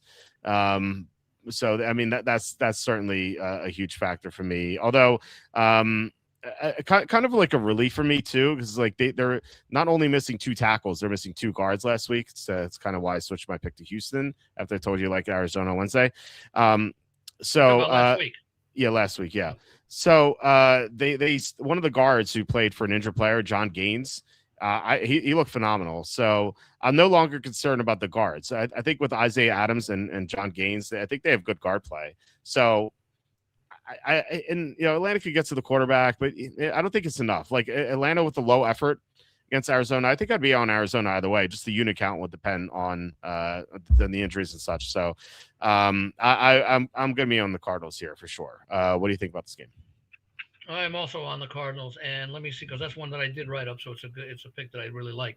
Okay. Arizona's first 7 games this season were 1-score games. They went 2-5 in those games, winning the first 2, then losing 5 straight before their bye week. They won their first game back by 10 in Dallas, but since have lost 6 straight, 4 by 19 or more, and 2 by 3 points in each. But look at who the Cards have faced in those 4 blowouts. Seattle, the 49ers, the Rams, and Houston's, all 4 of which are likely playoff bound. Even the 2 3-point losses were to teams still in playoff contention. I think was it Jacksonville and Tampa Bay. That's a heck of a tough 6-game streak that the Cardinals have faced coming out of their bye. They continue to play hard, but were overmatched against those 6 teams. And, of course, they came close against the 2 weakest of those, the Tampa Bay and the Jaguars at the time. So here they're facing the Atlanta team off that road upset of Tampa Bay. Both teams have been eliminated. Both the Cardinals and Falcons have been eliminated from the playoffs. Atlanta has the better stats, but they faced a much softer schedule. Yet in 8 games against common foes, which is a large number, 8 out of 14, Cardinals have actually outperformed better, even though both teams are 2-6 in those games. It's Arizona's last home game, which should provide some motivation facing a team that they can beat. Brissett has played well in filling in for Murray, as has Cousins done for Atlanta, filling in for Penix. I think Arizona wins this game. I mean, not that it'd be a surprise considering the point spread, but I have a money line play on Arizona here. Okay, yeah, I like it. It's not the same kind of confidence because they're not too. It's not like the confidence I had in Denver last week against Green Bay, which were 2 evenly matched teams, and I really think these are 2 evenly matched teams. The difference is Green Bay and Denver were both good teams, so I thought that if I were to compare this game to the Green Bay-Denver game, which game would I think the team I did not like would pull the upset? No, they're both road teams actually are favored. Atlanta favored.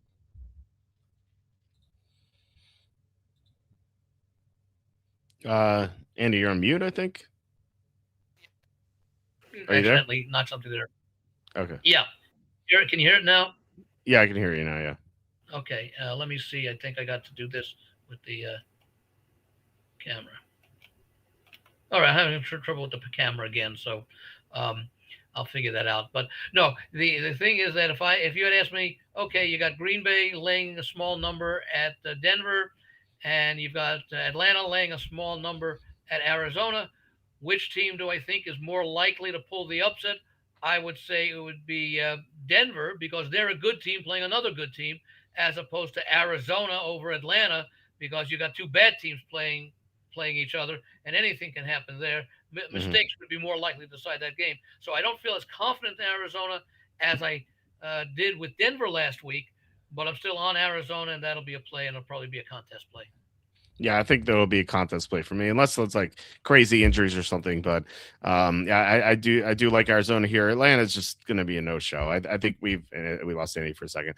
I think Arizona's going to, or Atlanta's going to be a no show. We've seen enough from Raheem Morris where like coming off a win like that's bad enough, but like coming off a win off an upset on national TV. I think that Atlanta is just going to be a low effort game here for them, and yeah, like and what Andy said is absolutely true. Arizona's been very competitive in almost all their games this year, except for when against the elite. That's right. Like isn't that like Tampa Bay having struggling against the better teams, but they play well against teams at or below their level? Yeah, and Detroit, we talked about that last week too. So yeah, it matters when you play up to competition. You have to make note of that, and like just penalizing Arizona for getting blown out by the Rams and the Texans in the past 2 weeks. Well, especially the sequence of the games, and it's not like they're spread out 1 week, then you got 2 good games, another week you play a tough game. You know, those were 6 weeks in succession against playoff caliber teams. And Dallas actually at the start of the one win they had coming out of the bye, Dallas had started to play well. It was about to play well. I think Dallas was coming off of a good game, and that's why the Arizona Monday night upset was a surprise because I think Dallas was coming off of a good effort. Yeah. Yeah, exactly. Luke says feel bad taking Atlanta, but they're the better team. Actually, I have them rated right next to each other in my power rankings. So I don't necessarily think that Atlanta's a better team. I have Atlanta 1 spot ahead. So I think they're even in my mind. I've been in the same tier. So the fact that Atlanta's favor on the road just seems crazy to me. Yeah, I think my numbers actually, those power rating numbers, if I can find them here, do actually have Arizona a 1 or 1.5 point favorite when I account for home road differences. I put Arizona -1. So yeah. Okay, let's we agree on that one. Let's get to the next game, which is Jaguars at the Broncos. Let me just get number for you here. Okay. Because I have Arizona decently ahead of, not decently because both of these teams have a similar home field advantage. I have, 1.5. Arizona at 1.5 at home. And on a neutral field, I have Arizona about 2.5 on a neutral field. Okay. You mean Atlanta on neutral field? No, Arizona. So why would they be? I have Arizona ranked ahead of. So you have Arizona with a negative home field advantage. Is that it? Let me see. I got to get back here. Because you have a neutral field Arizona rated higher than at home. Yeah, let me see here. Atlanta. Oh yeah, I'm sorry. I read. I did it wrong. I was doing Atlanta, Arizona at Atlanta. Okay. Atlanta at Arizona. I have Arizona by 4. Oh, okay. Yeah, that's even on a neutral field. I have them by 2.5. Yeah, that makes sense. Okay. All right. Yeah, that makes more sense. Okay. Yeah. All right. Which is not the reason that I like it because of the numbers. I look at the numbers basically for support as opposed to a starting point. In other words, I look at the other factors other than the numbers before deciding. In other words, I do it in reverse. In other words, I start with the intangible factors and the fundamental factors, and I said, okay, based on all this, what do I like? Okay, I make my choice, whether it be a situation, whatever, and then I look at the numbers and see is it reasonable. And okay, if I'm off, if I find out that my power ratings say Arizona should be, let's say I'll do it with a fair. Let's say Arizona should be 4, and I'll go with Atlanta. Atlanta should be a 2-point favorite, but they're laying 3. That 1 point difference in the power ratings is not going to affect me. The power ratings are relative; they're not absolute. They just say when you have a 1 point difference in the power rating, it says that one team is slightly better. Right.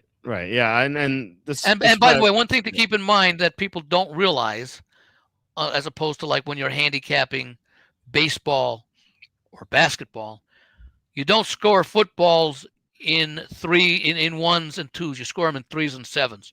Mm-hmm.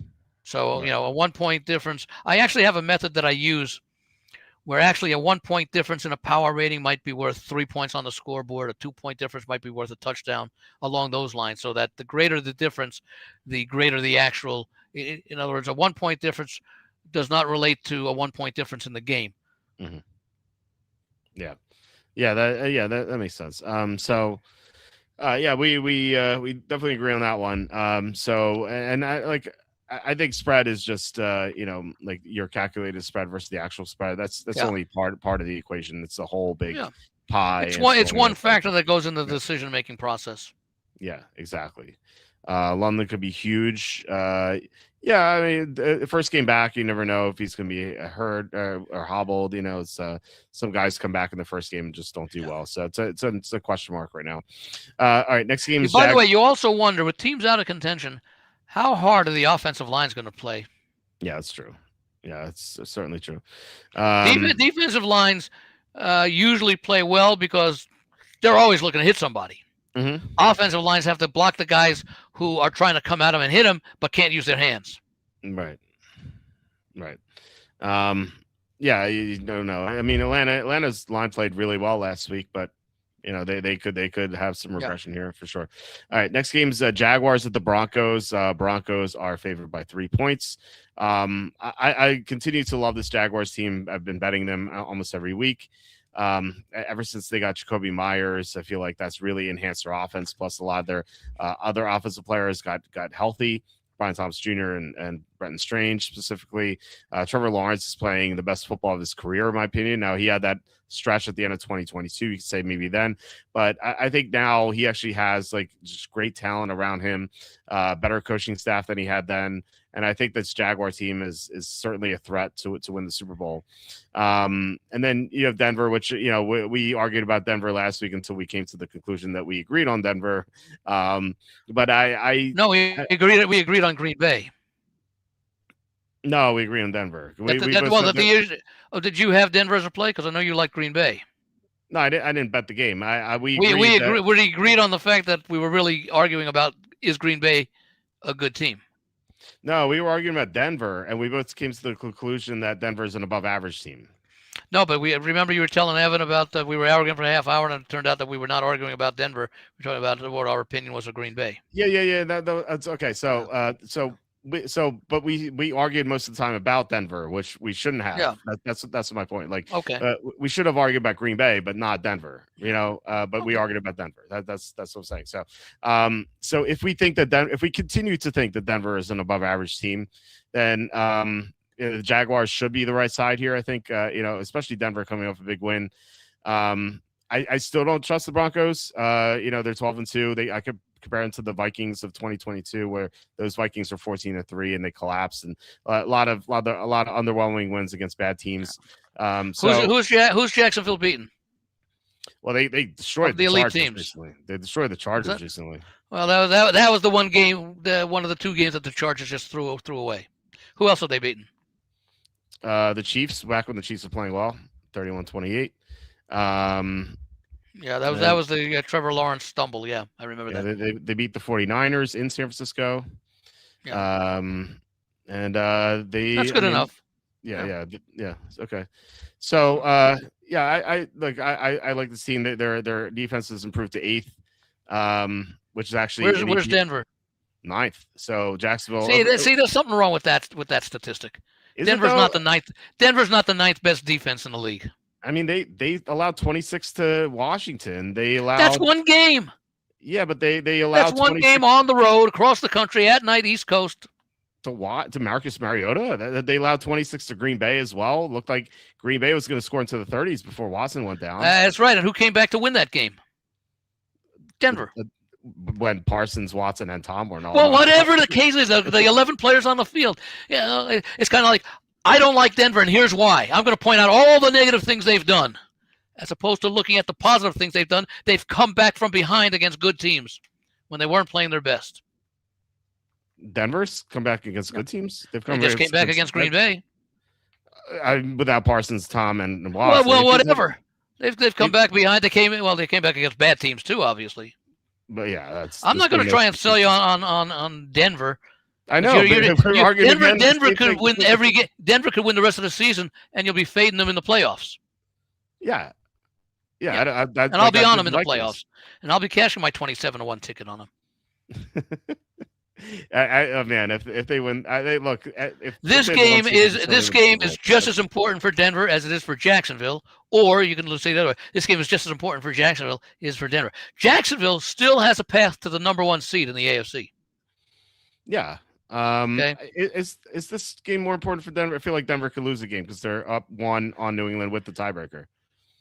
They haven't eliminated the Chargers yet from winning the division, and they play the Chargers at the end of the year. Yeah, but wouldn't you say that's the important game though?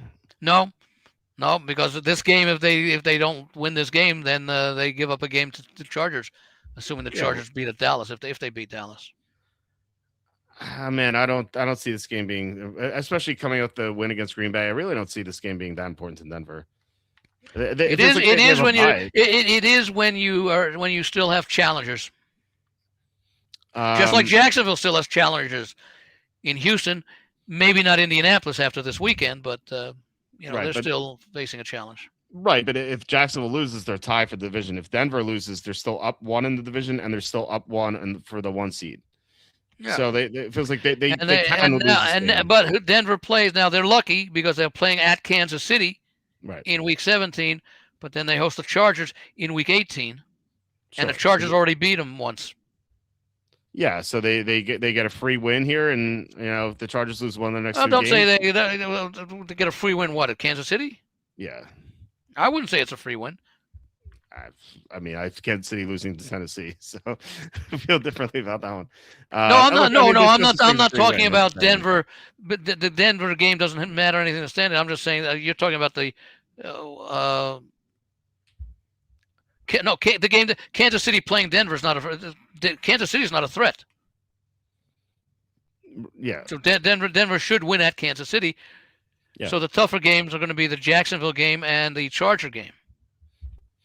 Yeah, I don't know how much of a threat Jacksonville is to them, though, or perceived threat rather.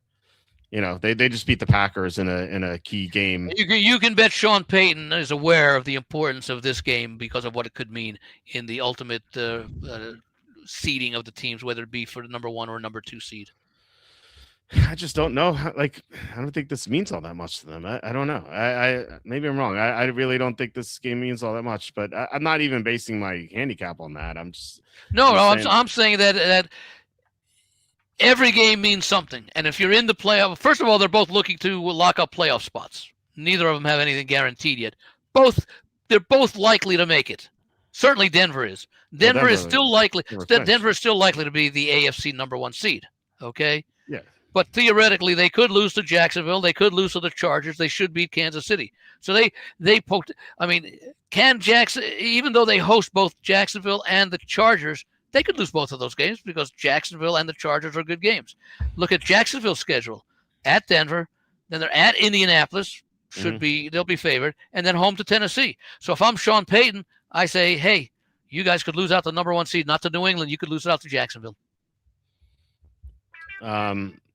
Maybe I don't know. I feel like they could just win next week and be fine. But the most annoying thing that has been mentioned tonight is that Denver is the #9 defense. Remember, I love that statistic when we were using it for one of those other games with the difference between 4 and 30. Was that the Miami game? Miami. Yeah. As much as I love that one, I hate this one. I just feel like Denver. You ask anyone who knows anything about football other than eggheads who sit behind computers and have never picked up a football in their life. Anyone who knows football, and you ask them who's the better defensive team, Denver or who did we say? Who are we comparing them with? Jacksonville. Jacksonville. You said they're like 20th or something. Jacksonville's 8th. 8th, right? Okay. Okay, now, okay, yeah, you're right. We were just talking about Denver. You ask any NFL general manager or anyone familiar with the game, who are 7 teams that are better than Denver defensively? Maybe they can come up with 2, and that would be a stretch. Not using those phony numbers. No, they wouldn't. I think they wouldn't. Denver's been a paper tiger defensively. Denver has. Take a look at the numbers. I have. That's what I'm looking at. Yeah. Nice. No, you're looking at numbers that mean absolutely nothing. EPA is a garbage stat. I ask you this every week, and I'm waiting for an answer. What are the factors that go into the formula that determine EV or EPA? It's the percentage chance of scoring. Well, what is the percentage chance of scoring? What's that based on? What numbers do you throw into the computer to determine the percentage chance of scoring? It's the same. It's what you do, not what the percentages of scoring are. It's what the percentage. It's what you do defensively. What's the third down numbers for these teams? Let me see if I have that here. Yeah. Anyway, I'm looking at 26 points allowed to Mariota. 26. You're looking again. You are picking up individual stats. I could find situations for any. I'll tell you what. I could find situations just like that for each of the 8 teams that are ranked ahead of Denver. Or at least 6 of them. Probably all 8. Well, they gave up 26. Well, they gave up. Look, they gave up all those points to the Giants. They still came back to win. Actually, it's too far out of my scope there. It's the past 2 months I'm looking at. Okay. So well, whatever it is. But I'm saying whoever what's that? It's week 8 onward that I'm looking at right now. Well, the whole season counts. Yeah. What about in other words, New England shows up great because they played all those soft games and now the schedule got a little tougher. They don't show up as great. They're still a good team. Yeah, I wouldn't dispute that. I think that Denver is overrated defensively. No, there's ninth is still good. They may be outstatted defensively using that the contrived stat. I mean, it's not a silly or sarcastic question I'm asking. Okay, we know what yards per play is. Now you can make of it what you want. How good is it or bad? It doesn't take it. Every statistic has flaws. Mm-hmm. Okay, yards per play has flaws. Okay, because yards per play normally includes kneel downs. Take that out. Take the 1 yard kneel down out of the yards. Take the one and take the attempt out of the per play part. Yeah. Denver's a hot team, but I'll tell you, Houston's a hotter team right now. Minnesota's the hottest team in 2022, and they lost in the first round. So that's 2022. I can find many examples of the hottest team who wins in the first round. I'm just saying, this same overrated team. This game's been played for over 100 years. We could point out situations that occur rarely, but not once. My point is it's the same. We agree on Denver. I don't know why we're arguing here, but it's the same. I thought you liked Jacksonville. No, I'm saying we agree on how good Denver is. No, you don't. Well, you say you say they're not good defensively, or not as good as the North. Well, you said ninth is pretty good. Yeah. Ninth is solid. Ninth is nine. I thought you said they were Jacksonville's 8 and Denver's 9, or is it the other way around? Yeah, Jacksonville's 8, Denver's 9. The past 2 months, Jacksonville has been very, very slightly better than Denver defensively. I don't know. How about the last 3 weeks? How about the game since Washington? Why cut it off at 8 weeks instead of why over the last 8 weeks, and why not the last 6 weeks or 4 weeks? It's just 2 months. I don't know. I mean, it could be. Well, why? What? It's an arbitrary. Everything's and then you take out, and then let's put in the injuries that Denver had when they were missing a couple of players in some of those games where they gave up points. You see, there's always factors. We can make a case for anything we want to by pointing to specific and selective examples. Yeah, but you have to base it on something. So the past 3 weeks you want to look at, we can do that. I mean, I'm just throwing that out as let me take a look at Jacksonville's schedule, because we'll say they're playing better now, and let me see who they played in the last few weeks. Denver in the past 3 weeks is 15th defensively. Okay, well, they gave up those points to Washington. The yardage to what did they give up yardage to Washington in that game? It was the 419 to 402 in favor of Washington. Okay. 5.8 to 4.9 yards per play in favor of Denver. So that's more important to me. Yards per play. Because if you run 60 plays and give up 400 yards, and you run 50 plays and give up 400 yards, that's a big difference. The team that ran the 60 plays is going to have the better numbers, as they should. Well, what matters more to me is the eyeball test. And I remember that game thinking eyeballs don't make tackles. Yeah, but Denver couldn't stop Washington at all in that game. Well, they made the plays that they needed to make, and they went for two, and it worked. Yeah, they made they had a good play at the end of the one play, but they for 60 plus minutes they couldn't stop Washington. So Jaguars gave up. Let's see, they gave up 24 to the Cardinals. Mm-hmm. Let's see, 20 to the Jets last week. That's not impressive. That's more than they averaged. They gave up the game that they lost to the Texans, 36 at the late. They collapsed late. Yep. Yeah, they collapsed late. They gave up, oh my God, 29 to the Raiders. That's double their season average. And that's within the last 8 weeks. Yep. Barely, but it's 7 weeks ago. Mm-hmm. They gave up 35 to the Rams. Okay, that's okay, but that's still a bad effort. Let's see, what did they do here? Gave up 31 to the Bengals. That's not really good, except when you consider the Bengals offense. That was in week 2, so that was still when Burrow was there, so that's okay. But the point is, we can make situations for we can, whatever our position is, we can always find reasons to support it. Now, how important the reasons are, how much weight you put on them, that's always debatable. Okay, but to say that Denver, for any formula to come up and say that Denver is the 9th best defense in the league, there's something wrong. I really don't think they're elite defensively. I think they're really good. I don't think they're elite defensively. I would take like Houston's defense over Denver. How about okay? How about Denver's defense in the fourth quarter when the games were on the line? Okay, we can do that, I guess. For the whole season, you want that? You can do the last 8 weeks. Last 8 Let's weeks. compare Jacksonville and let's do fourth quarter defense for the last 8 weeks. Fourth quarter and overtime. Yeah, and overtime.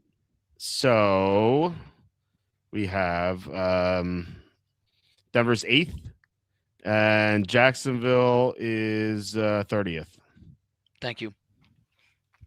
But okay, that was the Houston surrendered. That's one game out of the last Raiders, few weeks, whatever. Yeah, probably the Raiders. Yeah. Yeah.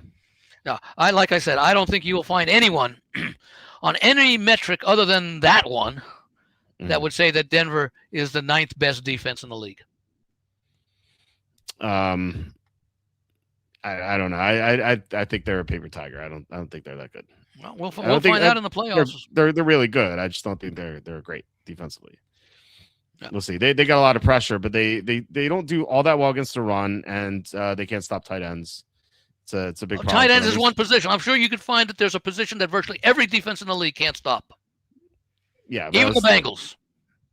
Even the Bengals. Yeah, that's definitely true there. I'm saying, like I say, we can argue against, or I won't say argue, debate. Let's say whatever. Yeah. But the one thing I cannot accept is that Denver shows up as. I'm looking at. Well, let me see, because I do keep them, and we've talked about them before. Let me see if I could find first half, second half, which would be the last 7 games versus the first 7. Well, we'll take you to like Denver, Walt. Probably an upgraded quarterback. I think. I don't think Bo Nix can do anything. Sean Payton's controlling him very well because they've been able to run the ball now too. And by the way, and I saw someone put a comment up that thought Denver might be holding back. One thing it is, because we've seen this throughout the year with the offense, they don't do very well for the most part early in games. Yeah, they've been tremendous in the second half. Yeah, Bo Nix feels like he just thinks too much a lot, and he throws off his back foot a lot in the first 3 quarters, and then it seems like whenever the game is on the line, he does better because he stops thinking and reacts. But again, like a lot of that has been against bad teams. You have to factor that in too. They've played a lot of bad teams and a lot of close games against a lot of bad teams, which is why I compared them to Minnesota, because Minnesota that in 2022 did the same thing. Denver's had some nice wins too against better teams that were not just one-score games. Like who? Not many. Like who? Ooh, let me see here. I got to go in here and find where's Denver. I mean, I could tell you, the Eagles game, sure, but outside of that, you know. Well, Cincinnati's not a good team, but they blew them out. But let me see who else. That was Jake Browning. Yeah. Yeah. Let's see. Yeah, probably the Eagles, the Cowboys. Yeah, the Cowboys is a really good win. Yeah. I mean, the way they were playing at the time, yeah. I don't think Dallas was playing well back then, though. Let me see. I'm not sure. It's the end of October. Let me see where the Cowboys were at the end of October. The Cowboys. Well, obviously they tied the Packers. They clobbered the Jets. Then they lost to the Panthers. They beat the Redskins when Daniels got hurt, and then they played Denver. Okay, so yeah, they the consecutive 44-22 games for Dallas, 1 win, 1 loss. Yeah. I don't know if they're playing well. They losing to the Panthers is not playing well, but I don't know. I mean, it was a good win. It's like a blowout, like their only blowout win that they had against non-Raiders. Well, the Raiders didn't blow out, I guess. Raiders, they played the two of the tougher games against, 10-point and 3-point win. Yeah, sometimes you play down to your. That's right, because they got to kick the field goal at the end to affect the point spread. Yeah, with the kickoff return touchdown too. That they got in that game. Well, counts. They all, you know, people always talk about, well, the kicker return. They put it as like it shouldn't count. Well, part of it is a punt return. Hey, so are interception returns, pick sixes for touchdowns. It's the same thing as a punt return. Feels like that's more predictable, though, right? Because no, it's not. No, I think it is because it's dictated by the play of quarterback, whereas like special teams touchdowns punt return. Well, no, it's not. It's also the defenders are just like punt returns, the blocking that they get, mistakes by the defense, etc. I would say interceptions are more are not as well. Neither of them. I'm going to say neither of them are predictable. What happens more in a game? Interceptions do. Yeah. So, but they're not predictable as to when they will occur. Just that they will occur. Yes, it's obvious because well, let me put it this way. Quarterback's going to throw 35 times in a game. Mm-hmm. Between the two teams, you might see these days 8 kick returns, maybe punts and kickoffs. Obviously, there's a greater chance for there to be an interception when you're talking about 70 combined quarterback attempts than 8 combined return attempts. So I would say that neither of them are really predictable. Interceptions, because they can be expected to happen more frequently. You just don't know when. It's still a very, what are quarterback interception rates, like 1 or 2% most part for the good quarterbacks? Well, I mean, for a quarterback to over half an interception is usually like maybe minus 120 or something close to that. But like a kickoff return touchdown is usually like 5-1. Well, yeah, so, because there are fewer opportunities for a. Right. I would like to see what the percentage of returns are punt returns, kick returns, or return for touchdowns compared to the interception rate of all quarterbacks. Yeah, I don't know. And I might see the percentage would be higher for that the percentage of kicks returned for touchdowns is greater than the interceptions, simply because there are fewer opportunities for kick returns in a game than there are for interceptions in a game. Yeah. So you're going to have a much lower rate of percentage of passes being intercepted than you will of kicks being returned. Even though I don't think the kick return percentage is all that great, I think it's greater than the interception rate. The point here that I'm making is that that interceptions, nobody. Well, some people do. Well, you had an interception return in the game, but more often than not, people tend to think it's much more. And I'd like to see if somebody does have the number, because I'm just going off the top of my head using that analysis there. But most people explain away unusual occurrences by pointing to kick returns and interception returns. Mainly because a kick return is usually going to be 60 or 70 yards. Interception for a touchdown can often be 20 yards. Yeah, right. It's almost unusual, unless you're Raheem Morris, to have a 20-yard kick return for a touchdown. Exactly, right. So no, he's not that bad. He would not decide it. Dan Campbell might. Yes, that's certainly true. Well, I mean, I'm saying that to a kick from his own 10. Probably go. He's gone for it in strange situations, but no, I'm just saying that that punt returns are part of the game, just like interceptions are. It's just that we see interceptions much more often because the frequency of them occurring is much greater. Yeah, my agreement was that I think you can predict them more, because if you have a terrible quarterback playing against a great defense, they're likely to throw interceptions. Where, it's special teams stats are. There's such a small sample size, there aren't that many kick returns, so you just that's what I'm saying. But that's what I'm saying, that special teams. Remember, quarterbacks are likely to throw interceptions, but how many interceptions are tipped balls? Not tipped balls, but balls that bounce off or whatever, or that the receiver bounce off the receiver, even though they're thrown there. I don't know if they're broken out. Somebody probably keeps that stat somewhere. But kick returns. Special teams practice formations, where if the ball's kicked here and these linemen go there, and the defensive players on the kick return team do that. I mean, there are so many times I can see within 3 seconds of a kick returner running with the ball. Within 3 seconds, I can tell this one's going a long way, because you can see how the blocking is going to occur. And unless there's a penalty on the block, you can see that they're opening up the lane for him, and that lane's going to be good for 30, 40 yards, and depending upon where it is on the field. So that's part of a technique. Just like defensive positioning is part of a technique, or offensive line play is part of a technique. So, yeah. So who are you on in this Jacksonville game? I'm on Jacksonville. Okay. It's not like a huge play for me. It's a medium sized.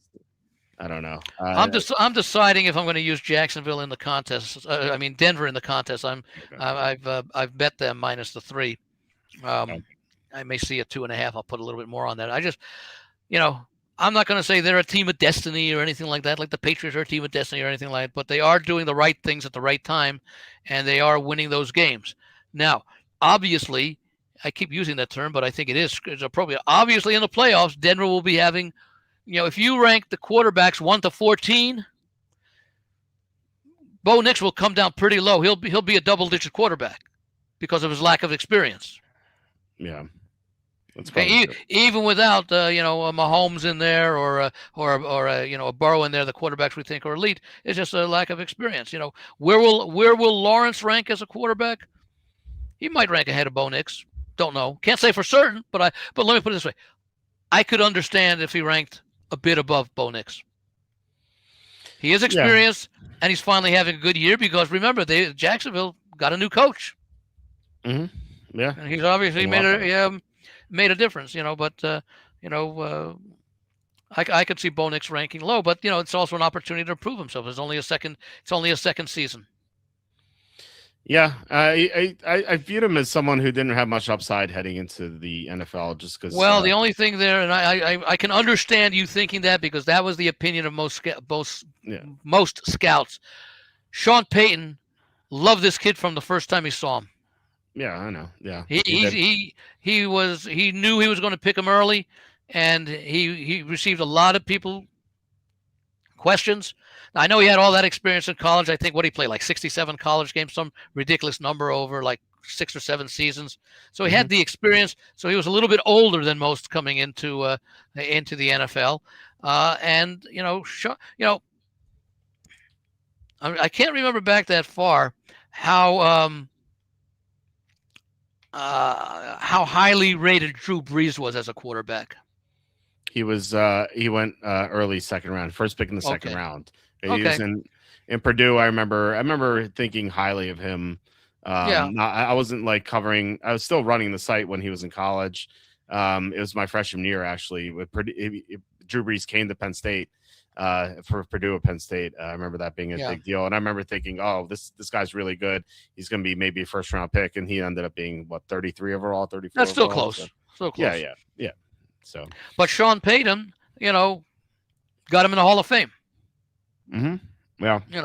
I mean, he was decent with the Chargers, but I don't think the Chargers were very good at the time. They had not yet gotten into the. When did he go to the Saints? In 06. Okay, right about the time that the Chargers were becoming an elite team. 05. What's that? 05, I think. Okay, so that was because I think when was LaDainian Tomlinson there and Phillip Rivers got there?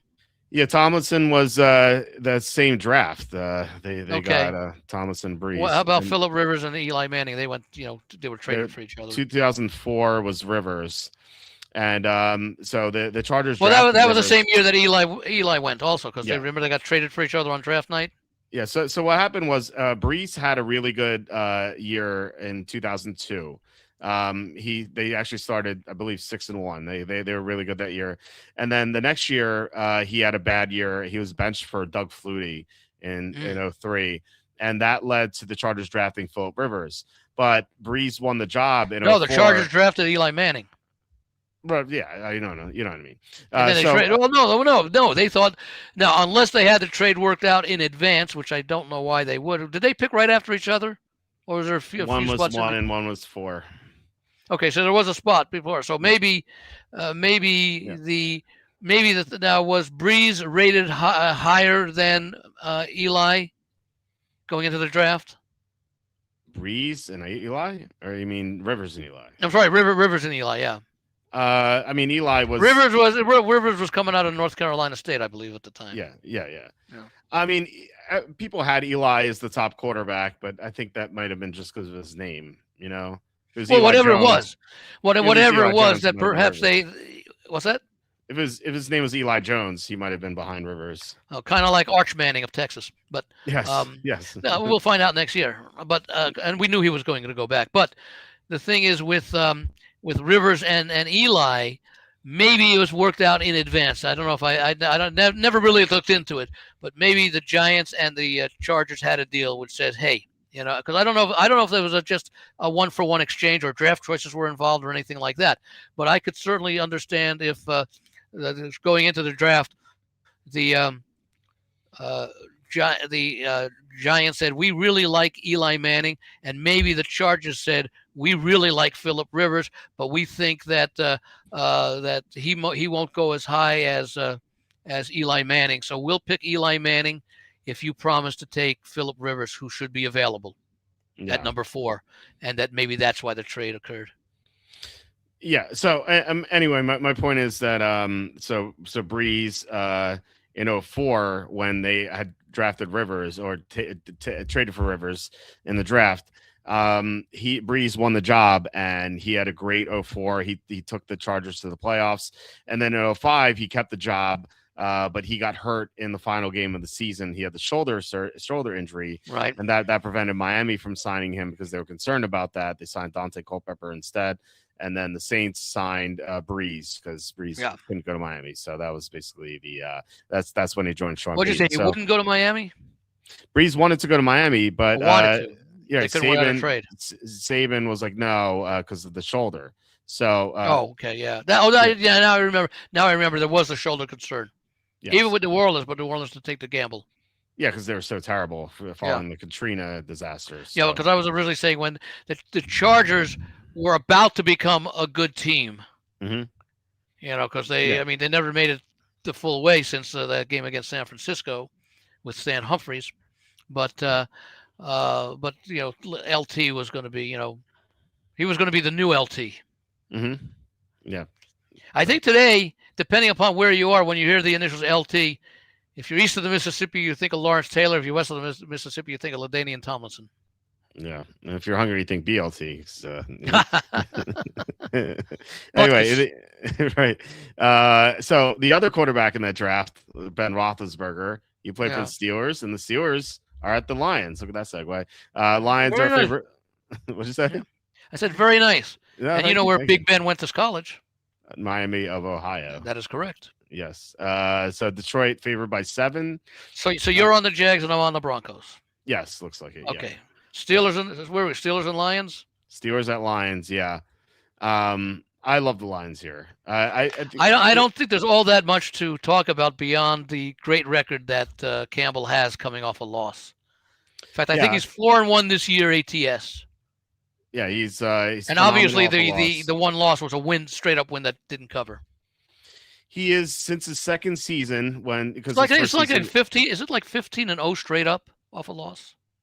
Well, okay, so since his second season, because his first season, the first season was the 0-10 start, and they finished 5-10-1 or 3-10-1, 3-12-1, something like that. So since his second season, Dan Campbell off a loss is 15-5 against the spread. Yeah. So pretty phenomenal. So Detroit's going to play really well, and the Steelers. I think conversely, they had one of those games where you talk about like 3 games above your level, 3 games below your level. It seems like Miami. The Steelers played against Miami. They played a game way above their level. They were up 28-3 in that game, and really, if they kept the foot on the gas, it could have been like 38-3. They just played pretty bad at the end. That was after they had that fortunate win in Baltimore, which followed the fire Tomlin chance the week before that ugly loss to Buffalo. Yeah, right. So, this opponent is far better. So it's a step up in class for Pittsburgh, where this is a step down in class for Detroit. And I talked about Detroit last week. Why I like the Rams a lot is because whenever they played against top competition this year, they've lost every single time. Where do you have the Steelers? Do you have them as a B or a C? C. Okay. I think they're an average team. Yeah. And Detroit's a good team. And so anyway. And you have Detroit as a B, right? Yeah, right. Because they can't. Who do you have as A's aside from Rams and Seattle? And do you have Houston up there or not? No, they're B. Okay. So yeah. And you have Buffalo up there? Buffalo's an A, yeah. Why? Yeah. They have the best player. Well, I guess they have a great record also, and Yeah, they have the best player. They have the best player in the league. They have great running game too. Really good offensive line. Their pass. How about the defense? Is excellent. Their pass defense is excellent. They have a great pass rush. Their run defense is their flaw. But I do think that if Matt Milano gets healthy, he's been playing banged up all year, and Terrell Bernard has been out. If their linebackers get healthy, then like we saw them stop the run last year. It's like they have different personnel. I think that they can get better in that area. So Texans will be A over time. We'll see about Stroud. I have concerns about Stroud, but maybe the Jaguars. Anyway, so the Lions. Hey, they put up 40 points against the Cardinals last week. That's only 5 less than what the Rams put up the week before. Yeah, I mean, yeah. Now that's a true fact, but does it mean anything? No. No. Well, the injuries to the Lions put them in harm's way. Probably just like last year. Yeah, last year they were beating bad teams or mediocre teams with those injuries, and then when they got to the playoffs, they played the Redskins who were hot. Then suddenly they got beat. So I don't think they lost to Washington because of all the defensive injuries. Right. Yeah, that's what I'm saying. They're like when they played against a good team like Washington, they couldn't win, and Washington just scored at will against them. They couldn't do anything. Well, no, because that's they lost because of their defense. They didn't have their key defensive players there. Yeah. So that's I mean, if they did, Detroit probably comes back in that game. Yeah, or they never fall behind. Yeah. So or they never fall behind. Right. Yeah. What was it like 21-0 at halftime, or 28? It was a big lead at halftime. I remember. Yeah. It was. They were well ahead in that game. So it was at halftime. It was 31-21. Okay. So anyway, I like, to me, Detroit's going to score a lot in this game. I feel like Pittsburgh's defense without TJ Watt is just not that good, despite what we saw against Miami. And so if Detroit's going to score a lot, that means the Steelers are going to have to engage them in a shootout. I just don't see that happening. Yeah. And the Steelers are coming off a short week. This is an unfamiliar opponent, non-conference team they barely see. The only concern I have is what Rodgers will be able to do against the Detroit defense. Yeah, that's what I'm saying. Like, I don't think that Rodgers is going to have a great game in a shootout. Like, he doesn't strike me as someone who's going to keep scoring over and over again. Whereas we know Detroit's going to keep their foot on the gas and score a lot of points. So I think that I like the Lions a lot here. I take you do as well, right? Yeah, I can't really add all that much. I mean, I did mention at the start, we know, and you gave the numbers on it with Campbell's record after a loss, but Detroit is playing for their playoff lives with Green Bay and Chicago both ahead of them, which basically, when you take a look at the NFC, let's take a look at teams that are likely to make the playoffs. San Francisco, Seattle, the Rams, the Eagles, either Tampa Bay or Carolina, so that's 5, right? Rams, Seahawks, 49ers, Eagles, and say Panthers or Bucks. That's 5. The winner of the NFC North is 6, so there's only one other spot left, and that'll either go to Chicago or Detroit, assuming Green Bay wins the division. I mean, Chicago could win division, then it goes to either Detroit or Green Bay. Yep. So this is an important game for the Lions, and I would expect. Let me see who Detroit plays the last 2 weeks of the season. They play. I know they play Chicago week 18. Yeah, they play Chicago and is it Minnesota? Yeah, at Minnesota on Christmas. Yeah. That's another. By the way, I think that's a reason. I think that I mentioned for Arizona. Let me just go back here and see that it's Arizona's last home game. This is Detroit's last home game of the season. They close on the road at Minnesota and Chicago. Okay. So I think that there is a great sense of urgency for Detroit. I mean, they could still not make the playoffs. Yeah. I hope they don't, actually. I have a bet on them to not make the playoffs. Oh, they have not made the playoffs? Yeah, they're I think, like I said, I'm trying to think who else could really catch them that's reasonable.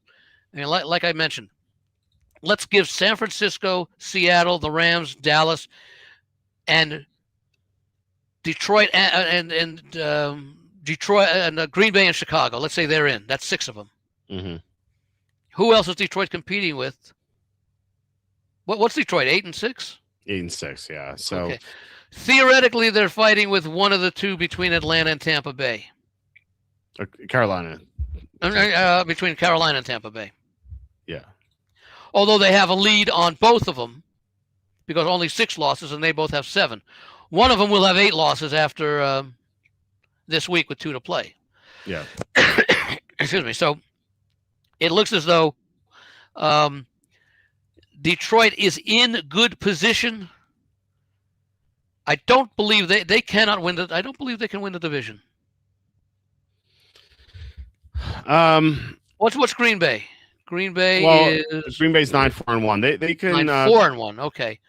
Yeah, so they can catch the Bears and they'd have this if they beat the Bears. If they beat the Bears, the Bears are what 10-4, 10-4, 10-4. Yeah. Okay, because the most Detroit can have is 11 wins. Yes. Now, if they beat the Bears, that would give them the tiebreaker over the Bears, assuming they both end up 11 and 6. Mm-hmm. So Chicago would have to either lose this week to Philadelphia, not to Philadelphia, to the Packers, yeah. Right? Or to who else do they play? The Bears play the 49ers next week.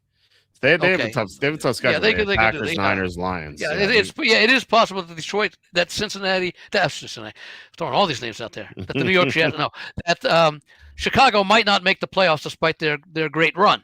Okay, but that would require, I think, both. Tampa Bay and Carolina cannot win out because they play each other twice. Yeah. So, one of them will be 8 and 7. The other will be 7 and 8. Mm-hmm. So the most that either of those teams can get would be 10 wins. Yep. So Detroit could get 11 and make the playoffs along with Chicago and Green Bay. Yeah. Because Chicago, even if they lose to the Packers and they lose to they've got 3 tough games. They might not get to 11 wins. They really do. That's where the second place team in the South would come into play if they win out.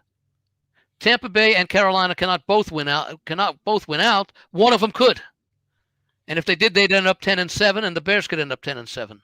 Yeah, the other caveat is that the Niners could lose out as well. I mean, they do play Indianapolis, so it'll be tough. But Indianapolis, then Chicago, and then Seattle. So that's after Indianapolis. It's not very. Where do they play Chicago? They play them at home. At home, okay, yeah. In a night game too, so it's gonna be. I would say the way the 49ers are playing, and they're almost like the Chargers with all the injuries they've had this year, especially on defense. That I would think. I think the 49ers will win at least one of those last 3 games. I think so too. Yeah. So the Chicago might be the easiest of the 3. I'm not sure. They should beat Indianapolis, but I wouldn't be shocked. Well, we'll get to that game in a little bit. But as far as this one is concerned, I'm on the Lions. It's obviously a critical game for both teams, and if the Steelers lose and the Ravens win, the Ravens are technically in first place again. They're still going to play the Steelers in Week 18. So this is an important game for both teams, and I just think, although I am concerned about the Detroit defense, I think they can still outscore and cover against Pittsburgh. I could see this being like a 34-23 type game. Okay, yeah, I could see myself taking the alt line here too, minus 20.5. Depends what the number is, obviously. I would expect north of 4-1. I just don't know if they can blow out the Steelers. Okay. Because of their defense and Aaron Rodgers. Well, I think Steelers defense without TJ Watt is a completely different animal. If they'd Watt, I'd feel less confident in the Lions, but without Watt, it's just completely different. Yeah. We didn't see that on Monday because the Dolphins barely had the ball. They also scored late. Right. Fourth quarter. So. Right. So, we didn't see the impact of Watt's absence in that game, but we will in this game. It's going to be night and day here. So how much do you like the Lions? Is it a contest play? It's close enough to being a play. Okay. Well, it is a play for me. It's one game I wrote up, and it's likely to be a contest play. Okay. All right. The final 4:00 game is Raiders at Texans. The line is either 14 or 14.5. So I initially was thinking, first of all, do we have any status on Geno Smith? He was full in practice on Wednesday. So... Yeah, I don't know that a decision has been made, but I think from what I've heard, from what Pete Carroll's been saying, I believe Geno will start. Okay, yeah, but sounds like he was full in practice Wednesday, so it sounds like it's trending in that direction. Also, an important development here is that Colton Miller was close to playing last week, and he's limited on Wednesday, so there's a chance he could return. I'm sorry, say this now. Colton Miller. Colton Miller was close to playing last week, but he didn't. Right. But he was limited on Wednesday, and so maybe he's going to trend to play. We'll see. Yeah, I think there has been speculation that he could play this week. Yeah, that would make a huge difference here because the Raiders haven't been able to block at all. But if Colton Miller can play, it would make a 20% difference. Yeah, which if you're 1 out of 5.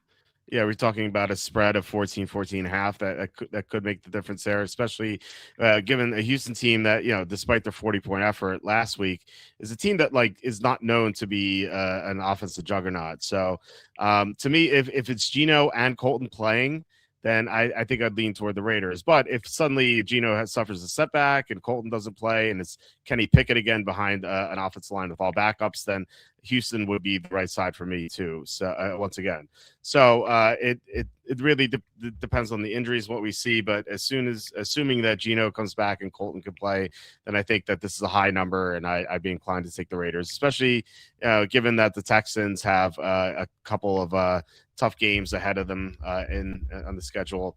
The Texans play the Chargers and the Colts next week, so this is like the last easy game of the season. So, so it depends on the injuries, but maybe the Raiders. But if those guys are out in Texas, what do you think about this game? I can't back the Raiders. Yeah. What's going to happen with Colton back in there? Gentile gain 5 yards instead of -1. I mean 6 yards difference would be huge. Yeah, you do that. You do that 16 times, you'll go 96 yards and fumble. Better than going backward every play, right? Yeah. So no, they're just. I mean, they're trying. They just don't have the talent. Yeah. I mean, yeah. Can I think of laying 14 with the Texans? No. That's why, we say it once a week. You don't have to play every game. This is one of those games. Yeah, I don't think there's much else to say about that. I mean, even if both players are back for the Raiders offense, I couldn't feel comfortable. Yeah, I wouldn't bet it. I would, in an office pool, I would take the Raiders, but I couldn't bet. I mean, let me put it to you this way. Yeah. Not so much Kansas City. Although, but look what Kansas City did to the Raiders and what Philadelphia did to the Raiders. Yeah. And now you're going up against a defense that's better than both of them. Yeah, that's true. But neither game with Colton Miller, the 20% difference might be something. I don't know. Yeah, they'll run to the other side. Yeah. Yeah. Well, the defenders will be on the other side. Yeah. At least Geno will have some sort of protection a little bit. Not anywhere else. He's made some awful decisions though this year. Yeah, he's been when pressured, and Houston can do that. But yeah, ESPN called him a top 10 quarterback in the offseason, though. Well, we talked about that last week. They were only rating 10 quarterbacks. Yeah. Would you say they came in as number 10 or a top 10? I don't know. She said top 10. No, so I think I sent that comment when it was with either Tom or Evan, and I typed in that comment about it. You read it like about 10 minutes. Like you read it finally about 3 subjects later, but you knew exactly what it meant because you referred it to her. Yes. But no, I mean. Look, I mean, it's not a stretch. Houston score 20 points and cover. Yeah, it could be 20-3. Yeah, I mean, it's one thing to be shut out 31-0 twice. Mm-hmm. It's another thing to do so without gaining 100 yards in total offense, and they've done it twice. And in one of them, I don't believe they gained 50 or 60 yards. I think it was 45. It may have been 50. I'm not sure. It was pathetic. Although in their next game, they did cover the spread after being shut out. Okay. Who was that against? Was that one of those the games? Our favorite Jaguar team. Right. When they went, well, yeah. Okay. Yeah. When they went for 2 and missed it and lost. But, and if I remember in that game, every time the Raiders took the lead, Jaguars came right back and retook it. Yeah. Jacksonville's offense was great in that game, but the defense did not play well in that game. I believe they were missing Trayvon Walker and some other players. I will say that if you look at I'm curious. Where do the Raiders rank in EPA? Overall, or offense, defense? I'll give you both. No, just defense. 22. Okay, that's reasonable. They've actually played better defensively than a lot of people think. Let me see what the yards per play. Total yards. The Raiders. The run defense has been good. Pass defense has been bad. Okay. They rank 16th in total yardage, 17th against the run, and 16th against the pass in yardage. But let's see what they do in yards per play defensively. The Raiders rank 30th on offense, 13th in defense, and 29th in differential. Okay. Yeah, so they're bad. Let me see where Houston ranks. 24th in offense, 3rd on defense. Yep. Denver, by the way, Mr. EPA, wherever you are, Denver's second in yards per play defensive. Okay. Houston, by the way, third in defensive EPA, so that matches up. Yeah. Do you know where the Raiders are ranked offensively in EPA? If it has anything but a 3 in front of it, it's wrong. 13. No, I'm just kidding. It's 32. Yeah. They're dead last. Yeah, I was going to say, yeah. It was a trick question. yes. 33rd, actually. But you did not expect me to say 3 like Houston ranks defensively. Right. 33. The Montreal Alouettes are ahead of them. Yeah. Anyway. Villanova's ahead of them. Villanova has their big game on Saturday against Northern Illinois, who Eastern Illinois, who knocked out the huge favorite a few weeks ago. I didn't even know Villanova was playing, so that's bad. They ended Lehigh's perfect season. Oh, I didn't even know Lehigh had a perfect season. Oh, okay. I don't know. Do you know they play college football? What's that? What's that? Never heard of it. Well, actually, they rent players now. They play. It's not even. Somebody finally agreed with something that I said about 20 years ago. That eventually, you won't have to be a student to play for a college. You'll be like how Walmart has a Walmart bowling team or something. Mm-hmm. Ohio State will have the Ohio State football team, and it'll all be with the NIL and everything. Yeah. That and by the way, and here's the reason why I think that might and probably should happen, because you'll be taking away a scholarship or you'll be taking away a seat from a student who really wants to go for an education and not just to make it into the NFL. Right. I completely agree. So, I never understood that. Take away, give the seats that the athletes, now that they can get money, and give it to a student who wants to become a chemical engineer. Yeah. Or a sports reporter. Right. Yeah. Journalism. Yeah. You see a lot of athletes going to journalism because they might do that after their career. Well, journalism, and I think they didn't have this in my day because the world was much smaller. Media, courses in the media. Yeah. Tamba Halim majored in journalism. I was in two of his classes. Yeah. Oh. Yeah. He was sat right next to him. He was a funny guy. All I did was. And a big guy. Yeah, he was huge. Yeah, he's one of the biggest people. I probably the biggest person I've ever seen in my life until I was next to Jonathan Ogden at a Super Bowl party. That is the most massive person I've ever seen in my life. Jonathan Ogden. What's he doing now? I don't know. He was just there, and he was doing some things media wise, as I seem to recall. It was a media event, so yeah. I mean, I guess that makes sense. Yeah. But it was funny. I was there with Charlie Campbell, who was our draft writer, and Charlie's like, "Well, you should." Was this a Minnesota visit? No, this is in Miami. Okay. Right before COVID, actually. Much better place to go, where you don't have to worry about overcoats. Oh yeah, absolutely.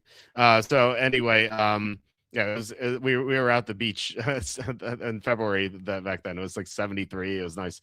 Anyway, and the water was warm too. Charlie was like, you should run around Jonathan Ogden, take the beer bottle behind him, and say you beat him on a pass rush to get the beer bottle. I'm like yeah, I could say that, but then he pummeled me and put me into like a ball and just like chuck me off the roof or something. It's like. Such a huge person. I couldn't believe it. But anyway, yeah, Tamba Hali, he was super funny. All he did was like stack water bottles together. He brought like 30 water bottles and he stacked them in a pyramid, the entire class. And like the teacher would just like stop and stare at him. it's so funny. Anyway, I told that story before. Anyway, let's get to the Sunday night game, which is Patriots at Ravens. The Ravens are favored by 3. And I think heading into this week, I thought, and you already talked about the Patriots schedule and stuff like that, how it's a lot of fluff. But I thought that I would look at the Ravens potentially as a play here, just because I think that there's a chance that Lamar Jackson could continue to get healthy. Their defense looked really good last week in Cincinnati. Just a shutout was really impressive against Cincinnati. But I'm look at the injury report. You have Kyle Van Noy, DNP. Roquan Smith, DNP today. Teddy Buchanan, DNP. Chidobe was the DNP. Ronnie Stanley, who got hurt now, last week. Are those due to injuries or to rest? All injuries. Kyle Van Noy, quad, DNP. Ronnie Stanley, knee, DNP. Roquan Smith, knee, DNP. Teddy Buchanan, knee, DNP. Chidobe Awuzie, foot, DNP. And then the other one, which is a unknown, Lamar Jackson, illness, DNP. That one I'm not too concerned about. But the other ones, it's maybe starting to look like what we saw earlier in the year where their defenders start going down like flies.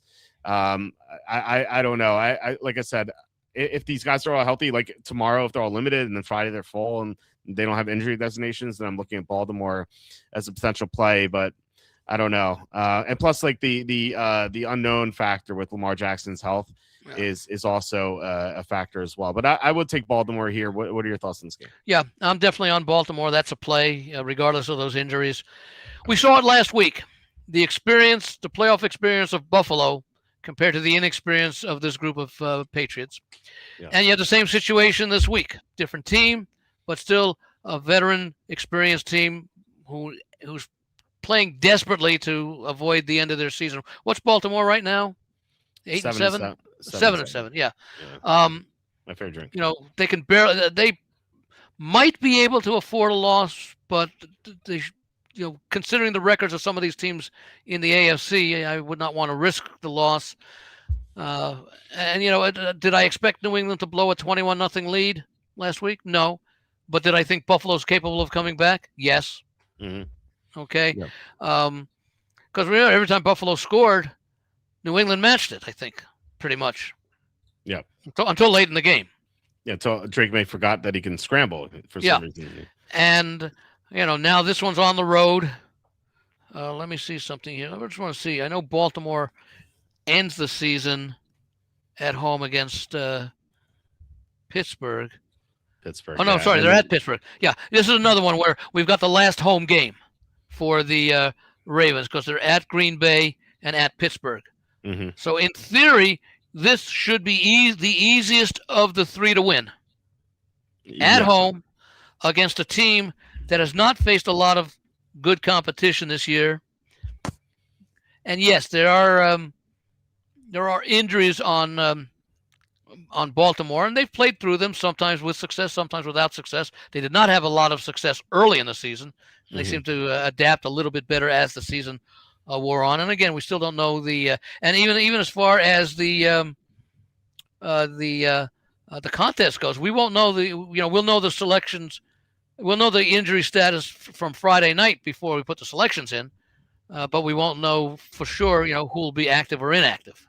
Right. Which won't be decided until Sunday morning. But no, I'm going to go with the experience of the Ravens,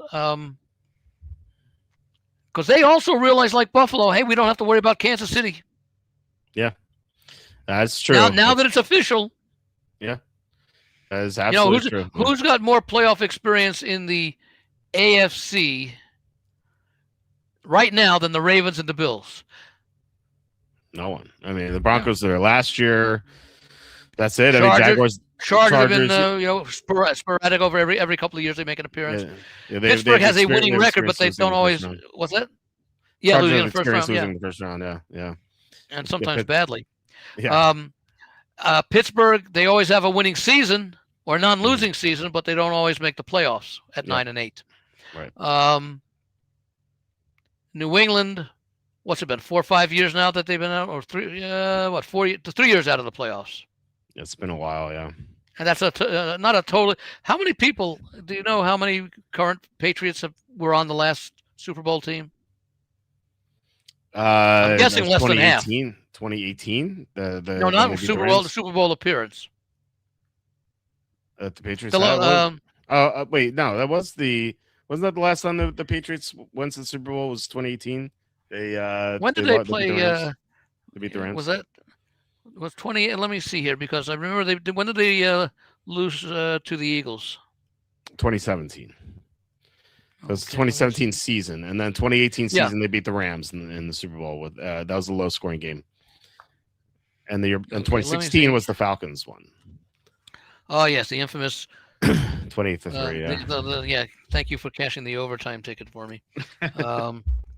Yeah, the last time they won the Super Bowl was 2018 over the Rams in a yawner. Yeah. They made the playoffs and lost in 2019 in the first game. Missed the playoffs in 2020. That was COVID season. Yeah, Brady gets by then. They made the playoffs in 2021.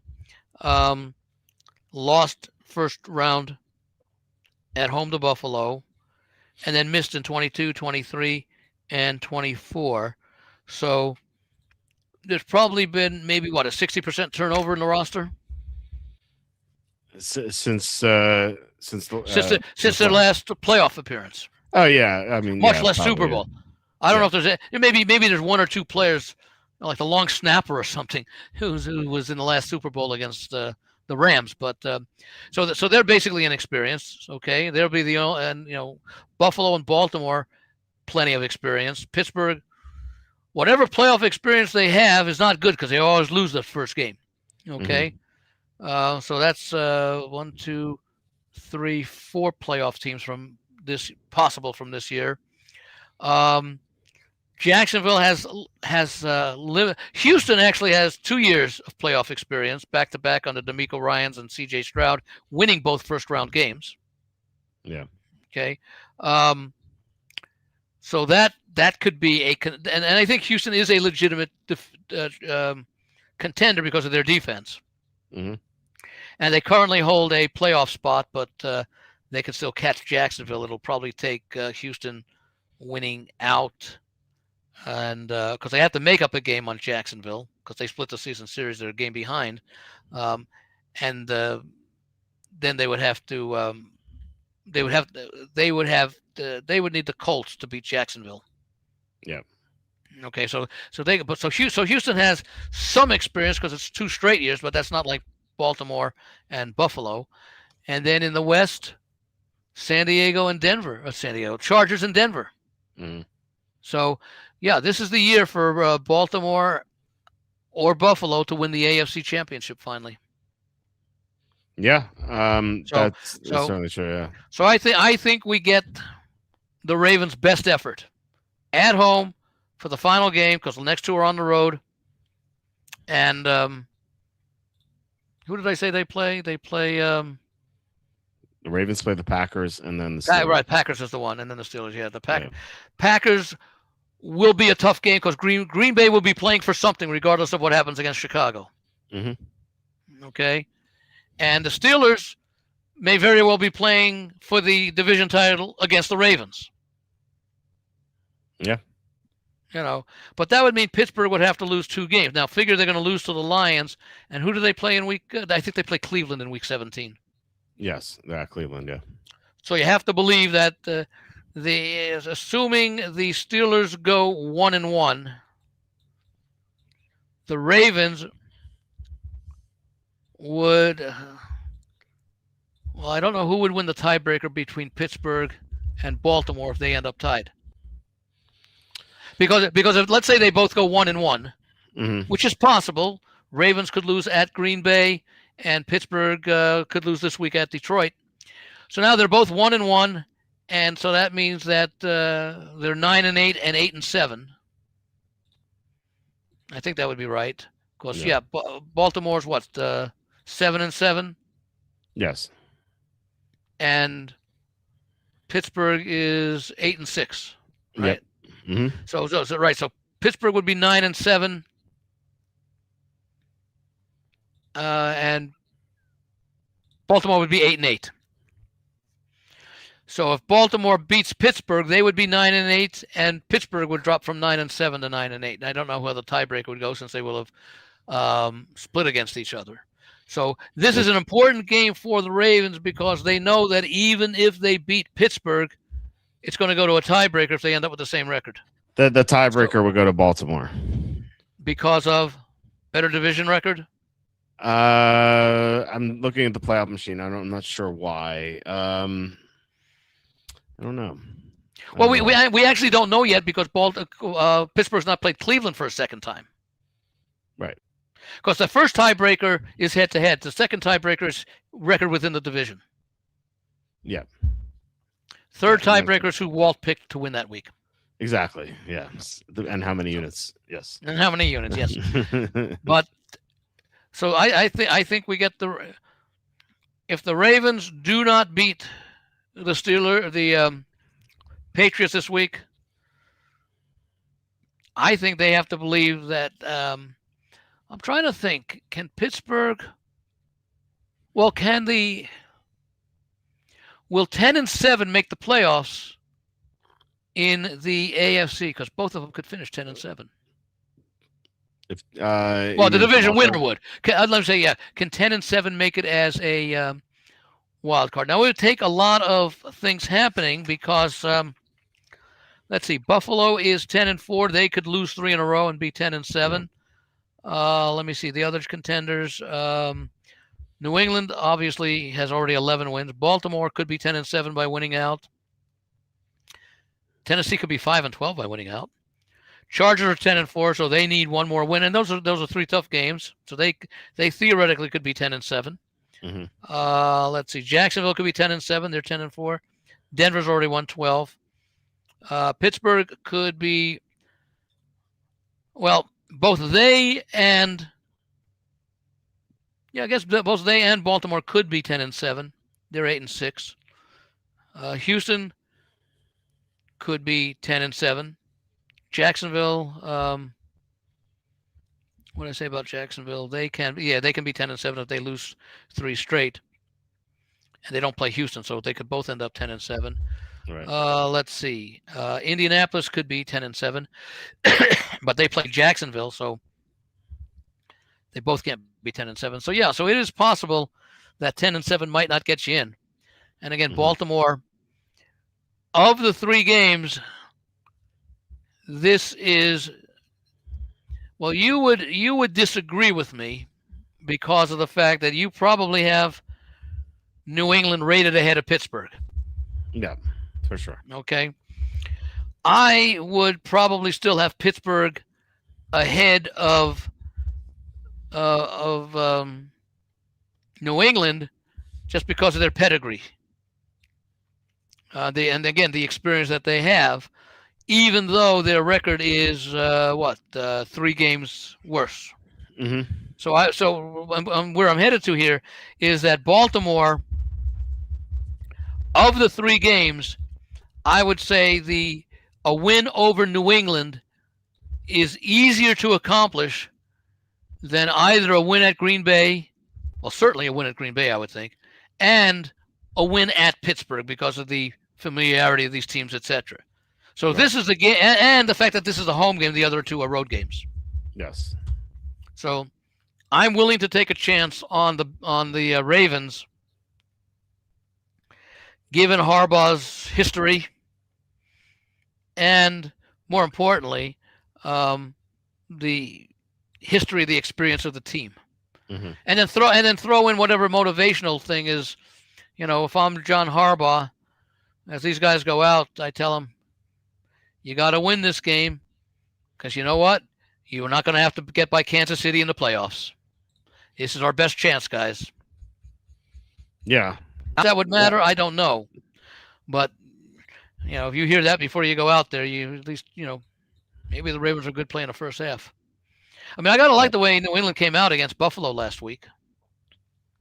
I mean, they looked really impressive. But like I said, it seemed like Drake May just forgot that he can run. I don't know why he didn't. Maybe he's allergic to snow. Maybe that's not a good sign if you're the Patriots quarterback. No, but So I do like the Ravens. Okay, right, they will be unless, and I haven't seen both. I didn't call up yet the. Well, let me do that now. As a matter of fact, since we talked about a couple of games here with the. Let me just see something here. Okay, I do have it queued up. Let me see what the. Because I got to get the Westgate lines, the emails out after we're done here. The line in this game is, because it's okay. Ravens are Ravens are 2.5 in the Westgate. Oh wow! Okay. The other ones, and Cardinals are 2.5 plus against the Cardinals. Broncos are 3. I'll just for people who are interested. Seahawks -1 tomorrow, or for you today. Packers -1, Eagles -6.5, Bills -10, Saints 4.5, Vikings 2.5, Buccaneers 2.5 over the Panthers, Chiefs 3, Cowboys 2.5 over the Chargers, Falcons 2.5 over the Cardinals, Broncos 3, Lions 6.5, Texans 14, Bengals 4. So that has been adjusted for the the Miami announcement was made earlier in the day. Yeah. So Westgate had, I wasn't sure if they were using yesterday's line or not. 49ers, we'll get to that one in a moment. They're 6.5. I'm just taking a look. They're setting up a nice little underdog teaser play. Rams +1 to be teased up. Bears +1. Giants +2.5. Patriots +2.5. Panthers +2.5. Titans +3. That one I wouldn't feel too comfortable with. Chargers +2.5. Cardinals +2.5. Jaguars +3. You can get like a nice 7-8 team teaser if you want. Yeah, a lot of options. I love going through all the key numbers. So 2.5 to 8. But if we're talking about 7 or 8 teams, 1 or 2 of them will not cover. Yeah, of Just course. Don't know which ones. Yeah. Right. So I would go past 3 teams. Okay. You do the 3-team 10-pointer. With Evan, I was doing the 14, 13 pointer. Okay. What's the fig on that? Was that +1? What is minus 130 or something? Wow. 4 teams and a 13 team. Okay. Yeah, that was. I mean, on DraftKings it's like minus 180. With Evan, well, that's not a surprise. No, of course not. DraftKings for years, you probably had to lay -2 to 1 for the Chiefs to win the Super Bowl. Yeah. You don't get such great odds there for sure. No. All right. The final game is 49ers at the Colts. The 49ers are -6 or 6.5, depending on where you look. As you said before, Philip Rivers, I'll call it like an economical game that he had against the Seahawks. Like is just a lot of dinking and dunking. It was better than it could have been. Yeah. Right. Sometimes you say it's not as good as it could have been. In this case, it was better than it could have been. My dog is howling. I was like, "What is that noise?" So, you can't hear it with the microphone, but my dog is howling. Maybe he's arguing on behalf of the Jaguars. Well, she's like, "Your Colts here. Let's move on to the next video." So yeah, no, Rivers dinking and dunking most of the time. He did not make a mistake until the final play of the game, but he was trying to make something happen. But that was a desperation play. Right. Yeah, not a real play. So, as long as the Colts hang around, then they can dink and dunk and control the clock potentially and maybe win the game. I think the danger though is if they fall behind 17-0, like there's almost no chance that they come back. So I would be concerned. Well, that effectively takes Taylor out of the game. Yeah, well, yeah, right, exactly. And Rivers is not going to challenge you downfield, and that's when you could get some interceptions. So I think he can't. I don't know. We haven't seen.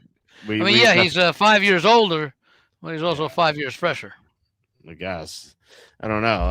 Anyway, let me put it to you this way: if he can't do it in practice, I don't think they'll let him do it in the game. Well, if they're desperate, they might have to. They may have no choice. Right. Yeah. Anyway, 17-0 doesn't mean you have to throw a 30-yard, 40-yard bomb. Yeah, that's true, but you can't really run as much. So. Well, if it's early in the game, if you're down, if you're down 17-0 at any time, you're 3 scores down. But it's 17-0, 8 minutes, 8 minutes remaining before halftime. Right. There's plenty of time left to make up 2.5 scores. Yeah, or if you're down 24-3 at halftime. Yeah. And you get the ball second half. Yeah, that could be into danger zone. So, So anyway, I like whenever Kyle Shanahan has a chance to exploit weaknesses, I like it. And the Colts have weaknesses. They are going to be without their top 2 outside cornerbacks. Mm-hmm. Although they will be getting DeForest Buckner back probably, so that'll be a big help. But not having the 2 outside cornerbacks, I was really surprised Seattle just didn't challenge them. They just kept running the ball. It made no sense, their game plan. But I think that Kyle Shanahan, I have more faith in him having a better game plan here against the Colts. Yeah, what was it with Seattle last week? I don't understand anything they did. It's like, okay, you're missing the 2 top outside corners, but let's run the ball up the middle, not challenge them at all. Clint Kubiak just looked like he couldn't. I know why they did it. Why? I tell you exactly why. Because they are compassionate. They wanted Phillip Rivers to be on the field as little as possible because that lessens the injury possibility for Rivers, or a heart attack. Heart attack. From too much exertion. I give Seattle credit for being compassionate. That's nice. Because I think they knew they could beat the Colts anyway, by 2 points, even if they had to. Can I get my money back for this compassion that I lost on them? Well, if they're compassionate, write them a letter. They might say yes, you can. Yeah, maybe I'll send an invoice to them. But I could be wrong about compassion too. Maybe. I don't know. It's a very, very troubling game for Seattle. I don't know. Anyway, I do. Maybe it's just a lack of. Who do they have? San Francisco up next. Seattle. Well, they have the Rams in this week. No, I mean after this game. After this game, Seattle has. They have the Panthers. Okay. Okay. You were talking about last week. That was a tough game for you. San Francisco, Chicago up. Yeah, Chicago up. No, I meant for this game. Yeah, San Francisco has Chicago and then Seattle. So 2 tough games after this one. I worry about the potential. Yeah. Okay. Yeah, I was going to say Seattle does play San Francisco. I just had it in the wrong week. Yeah. Week 18. Yeah. So I worry about potential look ahead spot here for the 49ers. So I can't be on them. I think there's a chance the Colts keep this close. But like I said, if the Niners get out to a big lead, then I really worry about that. So I think this is a game you can maybe bet live. The Niners have a fluky touchdown, or if they legitimately go up by a few touchdowns, and you could just bet them to keep their foot on the gas, and kind of like they did last week when they had the front door cover with the field goal. Yeah. So I would tend to play the Colts. We don't. What's the EP on? It's off the charts. 40 seconds. It's right. It's 8.5. It's right between the defenses of Denver and Jacksonville. Exactly. Yeah. All right, which means it's top 10. Hear that, Mia? It's yeah. Top 10's pretty good. Yeah. Mina but can I see the Colts winning this game? We don't know. We don't. Will Phillip Rivers be? Remember, he didn't have much time to practice last week because they didn't sign until Tuesday, I think. Yeah. Okay. So now he's had a week to practice. And they know what he can and can't do from what you saw in they obviously didn't ask him to do much in the game beyond the dink and dunk. Mm-hmm. And I guess maybe, Seattle was comfortable with that because they figured the more that he throws, the more likely it is he makes a mistake or something. But, he's a heady quarterback, Rivers. Mm-hmm. With all that experience, and maybe if he knows and accepts his own limitations, he could play the kind of game that Seattle played against them last week. Yeah. Against the 49ers. I'm still not overly impressed with Brock Purdy, but he's established himself as where did he rank in the ESPN top 10? Or was he more like 15, 16? Well, considering the Mina Kimes is a Seahawks fan, I assume that she did not have a favorable rating of him or Stafford. Or I'm talking about most objective analysts. Does ESPN have those? I'm not sure. No, not necessarily ESPN. I'm just saying, you're fairly objective. Other people in the media that you respect, where they would have Purdy. I'd say somewhere probably between 13 and 16. I think that's fair. When Mina Kimes said the top 10 thing about Geno Smith, I forget you stopped listening. Well, yeah, but I did a show that night. I can't remember with who, but we were like, let's do the game. Okay, would you rather have this guy over Geno Smith? And we determined that Geno was either the 21st or 22nd best quarterback in the NFL, and that was obviously before this season. And now he's way lower. Oh, okay, yeah, I was going to say when that was. Yeah. Now he's way lower, but yeah, heading into this. Well, again, how much do we penalize Geno Smith for playing behind such a horrible line and causing him to make decisions that he might not otherwise make if he even had one more second. Yeah, and it's a fair thing. But some of the bad decisions he's made has been on some occasions where he wasn't pressured, although maybe he's like seeing phantom pass rushers at this point. Yeah. So it is fair. Plus, but then again, he is getting. I mean, how old is he? 30 what? I thought he was 36. I'm not sure. Okay. Let me check. Because I don't know that he would decline if he played behind the same offensive line he played behind last year. Mm-hmm. How would he have done this year? Well, with Metcalf and Lockett and JSN, probably better. Well, I'm talking about the offensive line that he played behind. Right. It was. I mean, better than what the Raiders have. So no, I'm saying that. I mean, would he have come closer to his career stats than this year's stats? Yeah, there might have been a drop off because of age, but that's what I'm saying. Not as severe as it is right this year, and a lot of that has to do with the offensive line. Yeah, exactly. Age is part of it, of course. You react a fraction of a second slower. That's a big number, actually. Yep. Mm-hmm. Whether in thinking and moving and decision decision making is kind of like thinking, but I mean, let's call it recognizing, looking, your reads and all that. If you're just a split second, half second slower, it's noticeable. Yeah. Maybe not to you or me, but to defenses, to offenses, to coaches, it is noticeable. Yeah. Yeah, that's for sure. So anyway, who do you have in this game? I have. Let me see who I did put down on this one because I've been circling what we each take, or what I take here. So I then like to go back and see how that has changed in the 6 or 7 hours since I finalized my newsletter, and I've had a chance to rethink about it with you in a discussion. Let me see here. I had.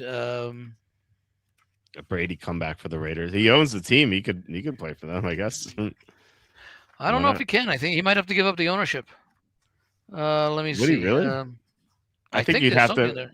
I think he might have to put it in trust. Maybe put it in trust. I think he'd have to put himself on the payroll and pay himself and be part of the salary cap. I don't see why. Oh, he would definitely have to be part of the salary cap. Yeah. And he would have to give himself at least the league minimum. Yep. Yeah. Let me just see what I had here on this one.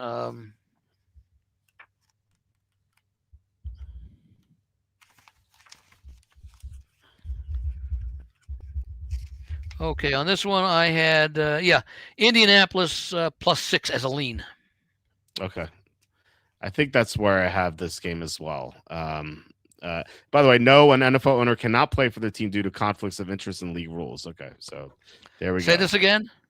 No, an NFL owner cannot play for their team due to conflicts of interest and league rules. Oh, was that a Google search or? Yes. So who knows if that's true. But that's why I thought. Now I don't know if he'd have to sell it or if he could put it in trust. Oh, by the way, for an NFL owner can play for another team if there is a 3/4 vote for yes by the other owners. That's funny. Well, that was back in the days when George Halas owned the team, and Al Davis owned I don't know what kind of player he was, but yeah. So that's funny. They could play for other teams, but they need 3/4 approval. Yeah. This guy stinks. Let's give him 80% just to make sure. Right. Exactly. All right. So that's anything else, Andy, before we head out? We're over 4 hours. I know you have a date. With, I got to go get my chicken. Yeah, exactly. Yeah, exactly. Oh, it's midnight already. Wow. I got to do Wordle first, then I go out. Oh, okay. I'm off Wordle, but yeah, I used to be. I used to play that. So for anyone looking to sign up for Andy's newsletter, it's at thelogicalapproach.com. I highly recommend signing up for Andy's newsletter. He not only does he have his picks on there, he also has a lot of great information that you can get. Anything specific in this newsletter that you have this week? No, because I think most of the articles that I've done have been done so far this year, because now I'm devoting a lot of time to the college bowls. Okay. A lot, of the space in the newsletter. And once we get into the playoffs, I'll have a lot of good playoff stats, historical playoff stats as far as favorites, dogs, situations that have been, a few that have been significant in deciding playoff games over the years. All right. Well, yeah, guys, definitely check out thelogicalapproach.com. Sign up for Andy's newsletter. I guarantee you will not be disappointed. It's a great. Yeah, great I'm not sure if I'm taking. I'm actually not sure if I'm taking any more subscriptions this year. Oh, okay. Well, there's such little time left, and I'd have to do a little bit of work updating the site. But you know what? If people want to send me an email, I can send them a copy of one of the newsletters. Okay. All right. Sounds good. So, guys, thank you so much for watching. Logical7 at cox.net. LOGICAL 7 at cox.net. Logical7 at cox.net. Yeah, just say you heard about us on the Wally and Andy show. There we go. It's up on the screen here, guys, if you want to sign up for the newsletter. Yeah. So reach out to Andy there. I'll just send them a sample copy so they can decide if they want for next year. Okay.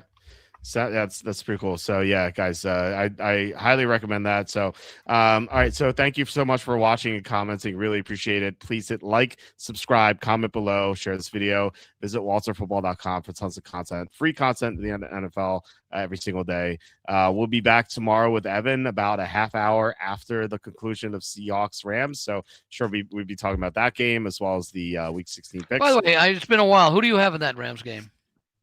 I have Seattle, don't you? Oh, you do have the Rams. Okay, so we're in agreement on that one. Okay. Yep.